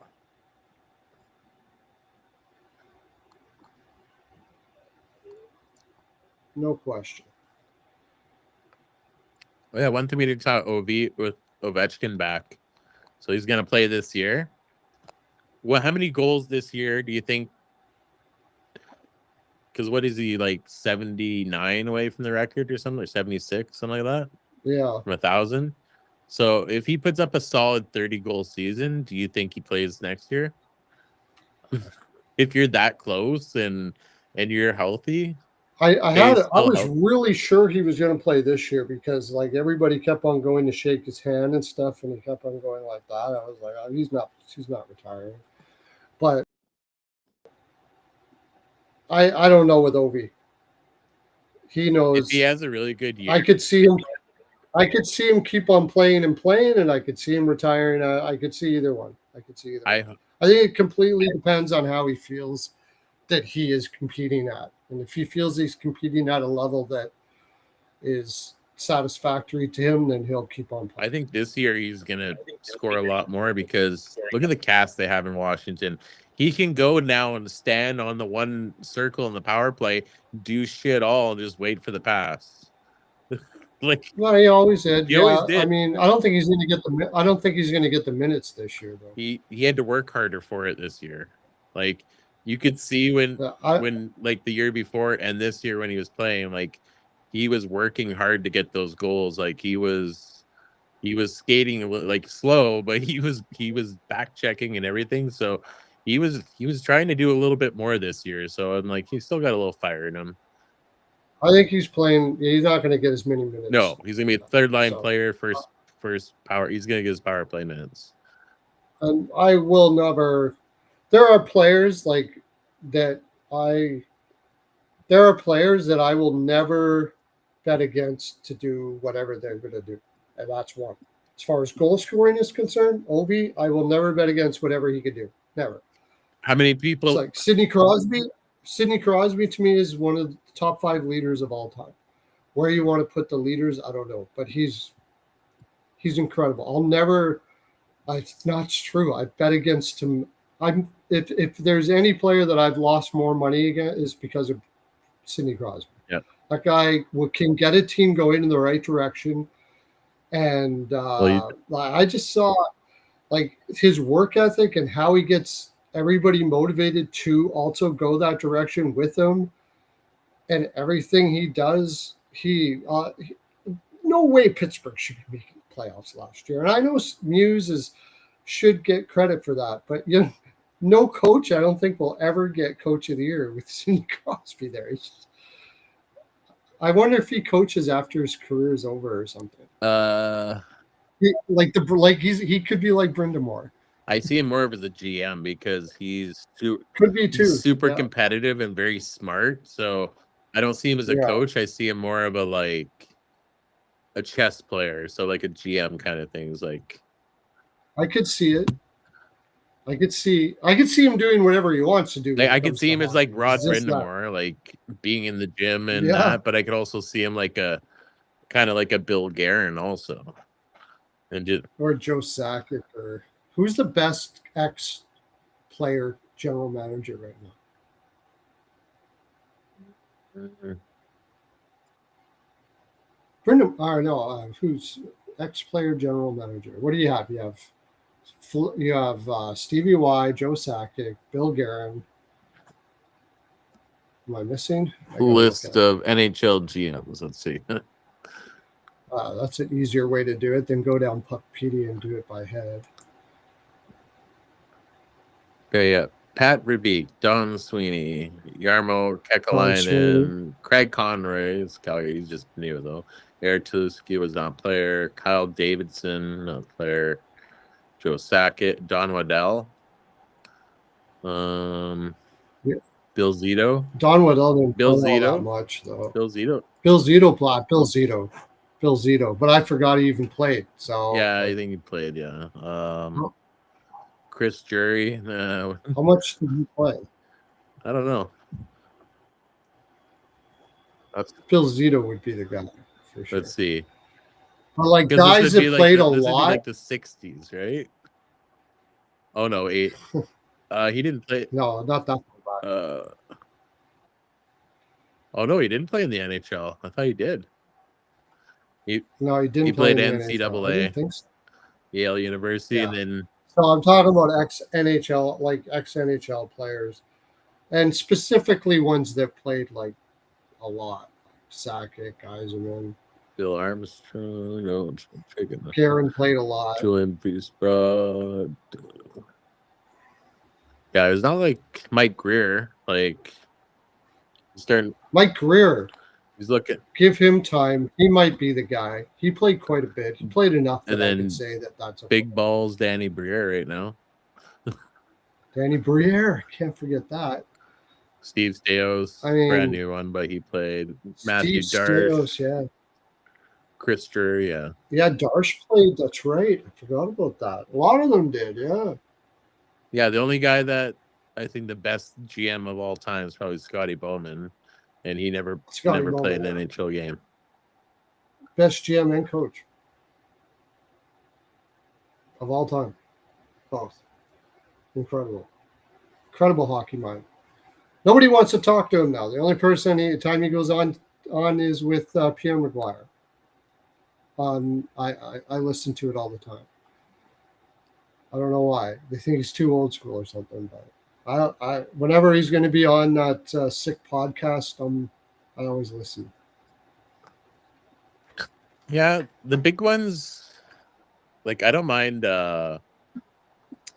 some of the big ones. So like Spitting Chicklets, I love watching some of those episodes. And I see somebody on, I'm like, oh, I got to watch this. Mm-hmm. I love their podcast because it's just like there's nothing to hold back. They'll say whatever they want.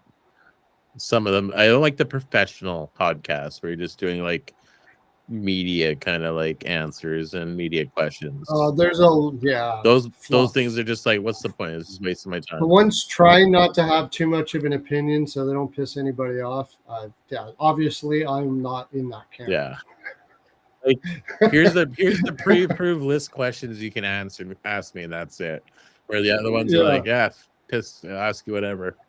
The ones that are saying things like, but is that gonna be? I don't know. They say that a million times. Instead of actually having an opinion, they'll just they just talk around every topic to the point where you have to make up your own mind. That's pretty much what it is. Not my favorite. People like it though, good for you.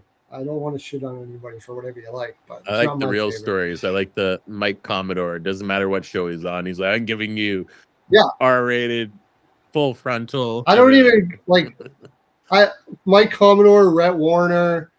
There's a bunch of guys out there. I don't even agree with everything they say. Some of them I don't even agree with most of what they say, but at least they have an opinion. I like listening to people have an opinion, especially if I don't agree with them, because I may change my mind because of things that they say. I love Mike Commodore. Babcock. He gets on.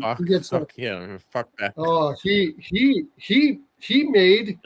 he became a social media icon because of his hate for Babcock. That's why people know him. It's his hate for Babcock.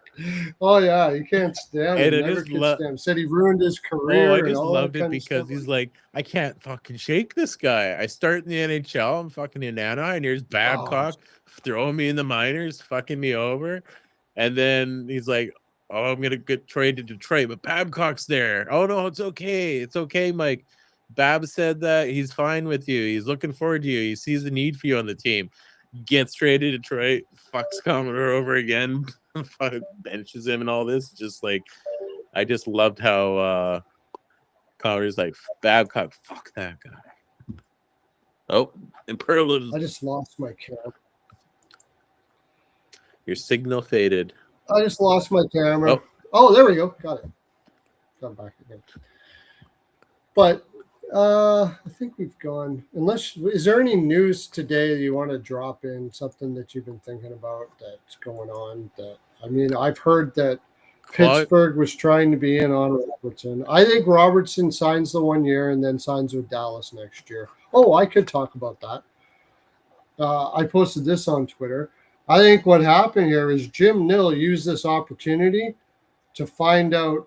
Between the two of them, they found out what the market was for him. He always intended to sign with Dallas next year, but needed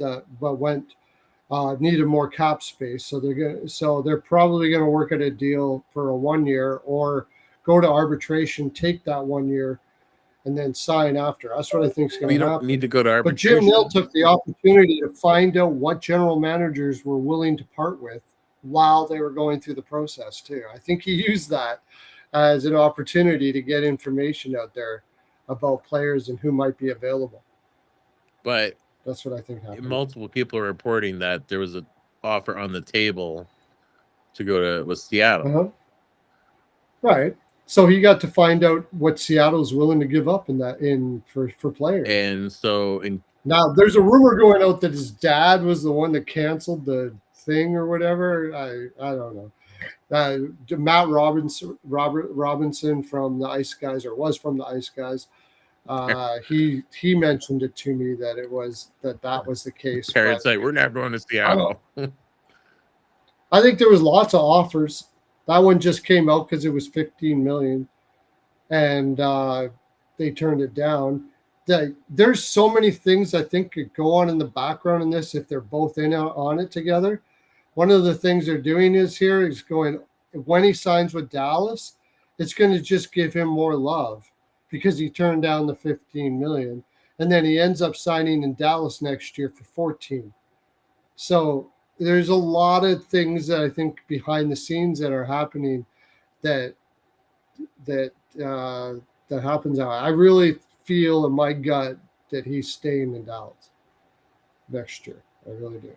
I think it's possible. It's like it's a lot of theories, but I think it's more or less he's worth more than Mikko Rantanen. And if Dallas isn't offering more than Mikko Rantanen is what he's getting, he's like, I've been here through the thick and skin of it. I started off, I went through the bad times and here for the good times. I'm like, I'm worth more than Mikko Rantanen. If you gave him 12 and a half after being here for 20 games in playoffs, then I'm worth more. I think it just comes down to that. What's a good way to get around that without offending Rantanen if it offends him? And if it does, that really is a poor character problem. But if it is going to offend him, what's a good way to get around that? Why do you think he didn't sign in Colorado? Yeah, but what's a good way to get around not offending Rantanen and getting more money than him? You don't give a shit. Just like, yeah. No, you go to arbitration. I guess. If an arbitrator says it, then too bad. You that's the arbitrator. I just do what the arbitrator said. Sorry, dude. That's it. This is a great way to get around it. Oh, 100%. Yeah. Now the manager's not giving it to you. He's fighting it. And you're trying to get more, and you're only doing what's good for your family. Say, okay, let's go to an arbitrator and see what an arbitrator says. Arbitrator says more. Rantanen can't say anything because they went to arbitration, and the arbitrator found that that's what he deserved. So it takes both of them out of the equation, and the arbitrator is the one that did it. Boom! Good move. In the end, like I know you don't agree with me, but in the end, but I said Jason Robertson's a top 10 forward in the league, so he should be getting paid as a top 10 forward too. I think he's pushing that. Yeah, I think he's a great player. He deserves $14 million. I'm terrible that way because I think everybody deserves whatever they can get. Everybody needs $14 million. we only have $90 million in cap. But we pay this guy. Carlson makes more than this guy and makes more than this guy. If you are a Carlson away from winning a cup, if you're a Philadelphia, how much is it worth to the Philadelphia Flyers, who will likely never get a Carlson? Because they're not going to be all of these Carlson players. Carlson was a 3rd overall pick, wasn't he? Yeah. Celebrini, what, 1st overall pick? McDavid, 1st overall pick. McKinnon, all of these elite centers were top 3 picks. Philadelphia is never going to see that. So how much is it worth to him, to them? I don't care what all the other players in the league make. $18 million is going to give us a cup. I'm paying $18 million. I don't care what everybody else makes. But doesn't matter. JD just said arbitration is not something that players generally like to do. It can get really nasty. Yeah. But if you're working together on something like this, it's not that big of a deal. Okay. He's going to talk shit. Okay, yeah, you talk shit, whatever, go back and forth. I think this is correlated between the two of them. I think this is working out in their favor. Yeah, it's a good way to get around the whole I get paid more than Rantanen. Jason Robertson definitely deserved to be on that team, on Team USA. There was others. Yeah, there was biased on what they wanted there, which I understand. Who went over him? Like Larkin's a center, you can kind of make a case, but who else? Let me see. Because I don't get too caught up in that international stuff. I got to see the roster again, so I know. when they're making a team like that, they have different reasons why they do what they do. Well, yeah, it depends too. on the general manager and stuff like too, is because they'll have bias on what they want. It's like Well, let's look put at it the this World way. Junior team like 2 years ago for Canada. They left off like the top 5 best players because they're trying to pull a Herb Brooks. We're not looking for the best one. We're looking for the right ones. Finish freaking 7th. Yeah, It's like they would go to arbitration if they needed to find a way that the general manager didn't give Robertson over the money that Rantanen did to get. if you go by this If they theory, wanted that to would make be it look that like would make sense. Yes. the arbitrator did it, not me. I didn't do it. I fought to try to get whatever. He can get out of all of that nonsense just by going to arbitrator. Arbitrator gave him that. Nobody can argue. And I think that could very well be a friction thing in that room. There could very well be that. I don't know. I would hope not. That sounds like immaturity to me, but could very well be. I'm not in those rooms. But if it is, this is a great way to get around it. Arbitrator did it. It's a great way to get around it. It's smart. Is that what's happening? It's possible. I think it's very possible. But yeah, I still think it's I don't go that far into the crazy rumor thing or scenario thing, but I think it's just he's been there longer than Rantanen, and in theory he's a better player point wise, been there longer, so he should be getting paid a little bit more than Rantanen. I've heard story over. So why are you worried about it then? If you're not worried about paying him more money because of Rantanen, why are you worried about it then? Just do it, right? That's the way you could go around it. I don't know what Rantanen's view of this. Also, I hear that there's a whole bunch of stuff in behind the scenes with the union that has to do with this stuff. But if there was going to be any friction because Robertson gets paid more, meaning that Robertson's better than Rantanen in that room or in anything, going to an arbitrator solves that right away because the general manager didn't pick him. Time served does mean something if you committed to that team, 100%. It's just like if you've been with a company for 10 years, you know the outs and ins, you've been there, you know exactly how the company works, and then a guy comes in and then 20 days later is making more, or sorry, not 20 days, 20 games, but say 5 months later is making more than you and you do the same job, you'd be kind of pissed, like, right? Most people would be. It's like, I've been here, I worked my way from the bottom, from being drafted all the way to the top here, top line player for you, and you bring in this guy and you trade him, which I appreciate because he's a great tool and weapon to have on our team, but then I'm not worth as much as him, or I'm the same value as him. 100%. Flat out right now, I don't care what anybody says. I take Robertson over Rantanen all day long. I take Jason Robertson too. All day long. I like Mikko Rantanen. I think he's a beast in the playoffs. But he can be. I think Robertson makes anybody Robertson makes anybody on his line look better. Whether it's overall game, everything, I take Robertson all day long. And we were gonna say who went on Team USA and instead of Robertson. I know Trocheck, well, not Trocheck, Miller did. Robertson's, I bet he's a center. I'll give it that. I don't think he played center though. Robertson's a better player than Miller. All day long.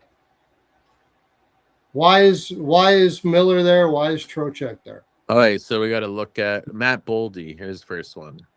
Robertson's better. Boldy's great. Robertson's better than Boldy's not better than Robertson right now.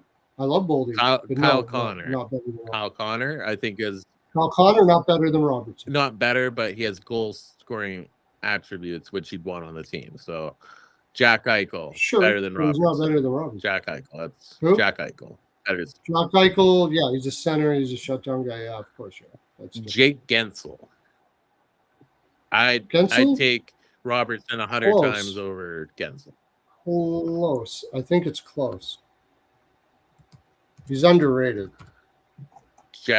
Obviously Jack not Hughes. underrated. Yeah. Well, no, sorry, you're right. Yeah, I would take Robertson over Gensel. Yeah. Jack Hughes. Jack Hughes is a center. He's a center, so it doesn't really there. But he plays center. Clayton Keller, really good player, actually. I'd put Still I'd take still Robertson over over Keller. him. Dylan Larkin, center, but Still like Austin Matthews, I'll I give love him. Larkin, but Robertson, yeah, JT absolutely. Miller. So why isn't he on this team? Why is he JT Miller for sure? Robertson over JT. Brock Nelson. For sure. Brock Nelson, yeah, for sure, Robertson. But then you're talking different positions again, but Yeah. still. Tage Thompson, Brady Tkachuk, Matthew Tkachuk, Yeah. Vincent Trocheck. Okay, Matthew and Brady. Matthew and Brady are their brothers. It's like a twin combination. Yeah, but individually speaking, is when everybody knows I love me some Tkachuks, Robertson over Brady all day. Maybe not Matthew, but Brady for sure.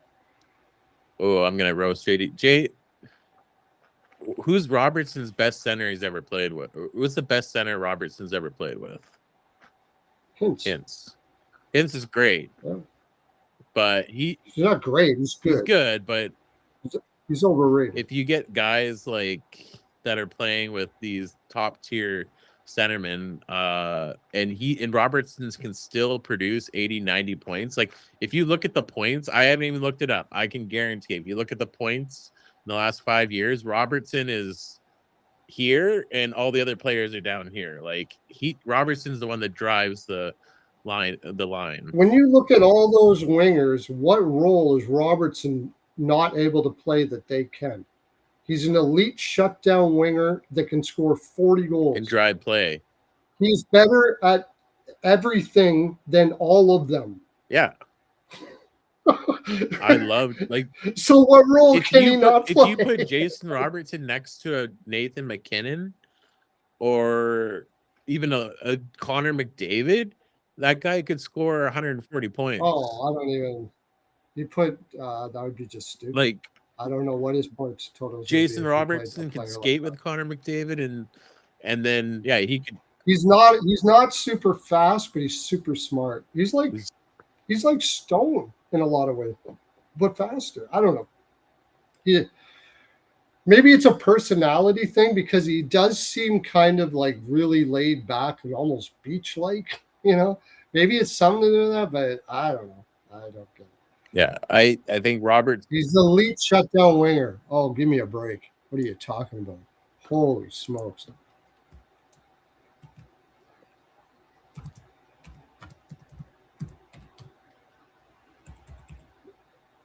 You're just listening to what other people say here.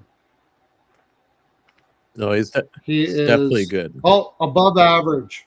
He was three years ago. He didn't hold on to his elite status this year, but he's still 80% above replacement for a guy who scored how many goals? 40-some. He's incredible. Averaged 90 points last 4 seasons. Average, and Rupe Hintz is your centerman, and Tyler Seguin when he's healthy, and when he's in the lineup, Seguin's kind of like. He played against slightly lower competition than maybe a guy like Marner does. But actually, last year, what's Marner his PK didn't time? do that.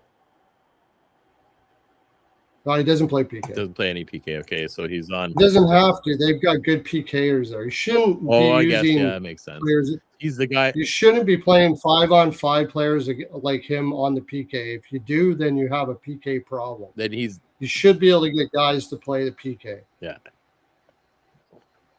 Like McDavid should not be playing PK. Stupid. No. Why would or you Draisaitl.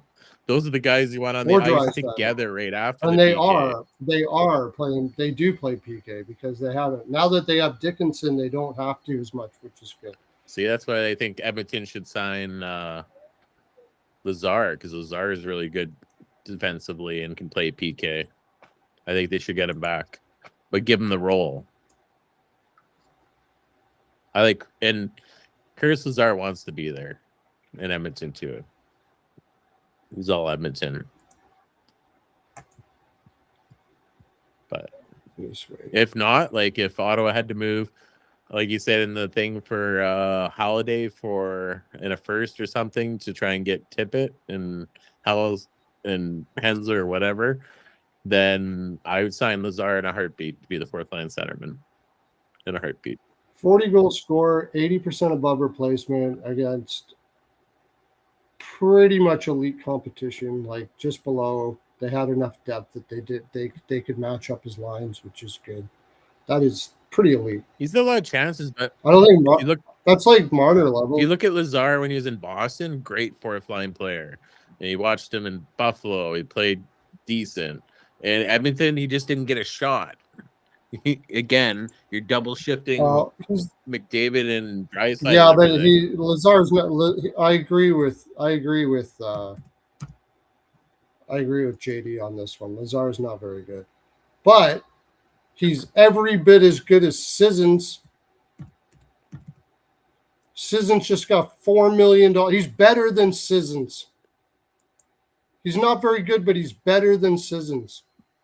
And Sissons just got $4 million a year. At least Lazar's only getting $1 million. Sissons is horrible. Yeah. He plays against super low competition, and he just got $4 million from Toronto. This is an analytics guy. An analytics guy gave Sissons $4 million a year. Roslovich, 4.5. That's retarded. It's ridiculous. You can't tell me you're it is as good as the information being inputted, and there's nobody that there's nobody. I take that information and input it very well, thanks, extremely well, no doubt about it. No, it is as good as it's being inputted, but the cards are input as well. The cards are input if they are good. There is crap analytics out there, no doubt about it. I use model after model after model after model until I found these. Yep. And you do have to apply it with context, absolutely. But Colton Sissons, no doubt about it. I don't even need a card. I can just watch Colton Sissons. I don't need cards. I can just watch it. I don't know what the heck that guy does. He must be an incredible character player. Definitely on the Jaime's list, no doubt about that. He must be an amazing room guy. Amazing. Yes, he is defensively responsible. He plays a good 3-zone defense. Let's pull up Fiala's card. The thing about guys like Fiala is he doesn't block a lot of shots, so people think he's not good defensively. Look what happens when he blocks shots. That's why I say 3-zone. Breaks his leg and he's out. That's why I say 3-zone. Blocking shots is one aspect. You can block a shit ton of shots and be terrible defensively. You could be Mitch Marner and blocking a shot in Game 5 and making it look like he did it on purpose. He wasn't trying to get out of the way of the shot. Yeah, and he's still a very good defensive player. Very good. Mitch Marner's a good example of a guy that is a very good defensive player. Didn't Mitch Marner say in the interview, I just tried to get in front of the shot, and then you play the thing back, and he's like, oh, the shot's coming. So what Fiala's really good at is he knows how to get a shot away without putting himself too deep. He never gets caught in the offensive zone. He's very good. He's very smart at making sure he's in position to get back to his neutral zone spot. And that is just as solid of a defensive play as anything you do in the defensive end. Heyman Sissons 10 points will be huge for the Leafs. Rico, yeah. They're going to be maybe shorthanded points and may play some penalty kill. They have 10 points on the PK. Maybe a couple 5-on-5 when Matthews gets double shifted with them or something. Fiala. Yeah, I mean, he's certainly not elite, but against above average competition, Fiala's good. Is he an elite shutdown guy? No. Is he a shutdown guy? Yeah. He's not elite. Isn't Fiala really fast too? So he can cover up a lot of his mistakes that way too. If he makes a mistake, he can skate back, get back in it. Right. He played against lower comp. If you played him against elite comp, probably his numbers don't look so good. I'll give you that. But he's still good. What was the guy in Minnesota that signed again? That started this fourth line $4 million bullshit. Oh yeah, yeah, that was pretty bad. What? I can't think of the name right. It's better than Sissons though. Yeah, it's McCarron. McCarron, yeah. McCarron. McCarron. Yeah. It's like, are you sure? $4 million total or $4 million a year? What? $4.5 million because he went hard to the net in the playoffs. Maybe Bill Guerin accidentally made a mistake on the contract. They looked at it and like, yep, sign this right now. $4 million, or not $4 million per, $4 million total. Yeah. But if he's played on the fourth line, it's Karen, fine. that's what it was. Yeah, it's not good, but I think Anaheim did better with Greer. Well, his defense is at least at 53% even strength. Yeah, he's still like just a barely. What is this? Liner, but he had an uptick. He had a really good uptick last year, defensively. So. No, he's not high. Yeah.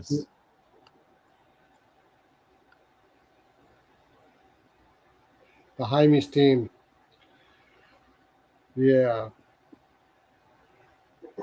No, you have to be at least the top. How did we get started on this? Oh, that was the old Raw. We were talking about Robertson and what he was going to do. Yeah. I really think that he wants to stay in Dallas. I really think that. He knows that he's got to wait one more year to get to. Otherwise, you're going to have to trade more players. Well, JD just made a comment. Let's see. What's his let's see.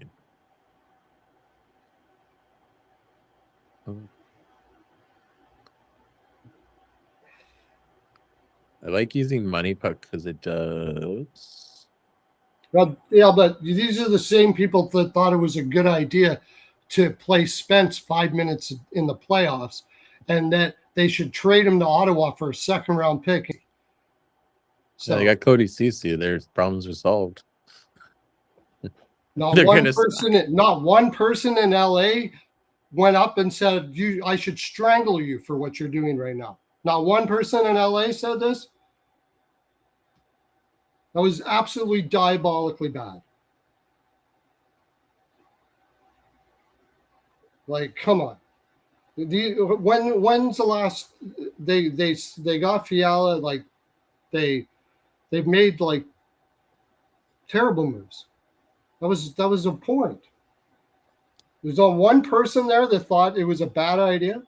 I hope you're wrong. I hope these people that are saying that for every one play he makes two bad ones are also the same ones that were saying that was fucking ridiculous what we just did. And many of the other things that they're doing.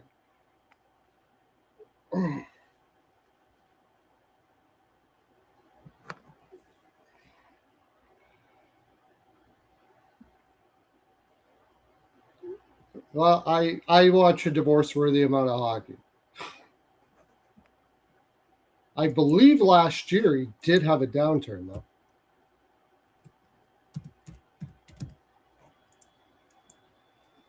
No, he stayed about even. 2 years ago, he was almost like 80% above replacement. But again, he's against 60% competition, so he's not playing against elites a lot, but still doing well. And when I watch it, I see it. His main defensive ability is that he doesn't put himself out of position in the offensive zone. And he's always in his spots in the neutral zone. Is he stellar in the D zone? Yeah, I would say probably not. But that's only one zone. That's why I always say 3 zone. Because you can make up for some problems you may have in the D zone. Like Bouchard is a terrible one-on-one defenseman. He's terrible at it. Okay? So eye test wise, he looks horrible in those situations, and people notice that a lot because you're one-on-one. Overall, Bouchard is a very good defensive defenseman because there's more to defense than what you do in certain situations in the D zone.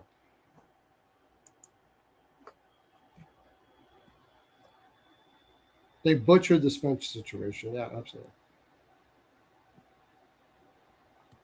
Okay. No, they didn't. They did amazing. They did amazing, yeah. I hope the people that are telling you that Fiala is just one mistake after another or whatever and can't see what he does in all 3 zones for defensive ability, I hope they weren't the ones agreeing with the Spence thing because that was absolutely ridiculous. And it wasn't just that. There's many things.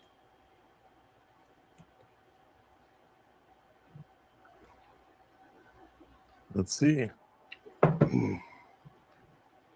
But I think I got to go. What is it? Oh, yeah. Is it 1 o'clock in the morning? Yeah, I think it's time. I think that's our full 42, my friends. I love it when you're on, JD. Love you, buddy. Thanks for coming on. Thanks, everybody, for coming on. Whoever they are. Rico, we got to go way back here. Jordan, everybody that's on. We'll be doing this more because this is we should call this the I Don't Got a Life NHL Network. I do have a life, though. This is my life. It just doesn't appear to be a life to everybody else. I want to get rid of this before I go.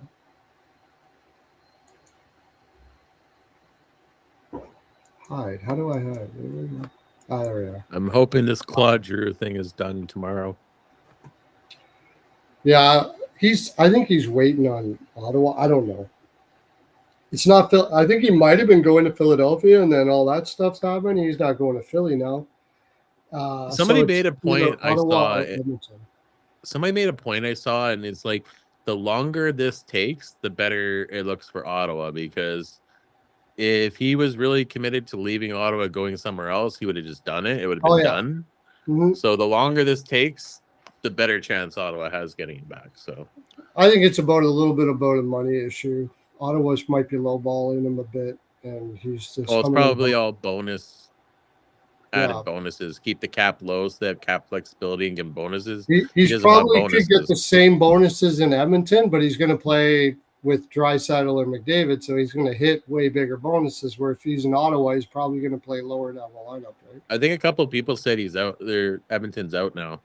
Oh, okay. It's not going there. It's just between Ottawa and Philly, it sounds like now, and maybe Toronto. They're talking with Toronto, but I'm not surprised about Edmonton. Yeah, because it's just hard to move your family all out west there like that. He's a big family guy, obviously, right? So yeah. All right. Thanks everybody for coming in. Catch you next time. I'm sure this is the summer of news, so we'll probably see more of it. Talk to you next time on today. It's Pearlo and Larry's NHL Hockey Talk Frolic. Tomorrow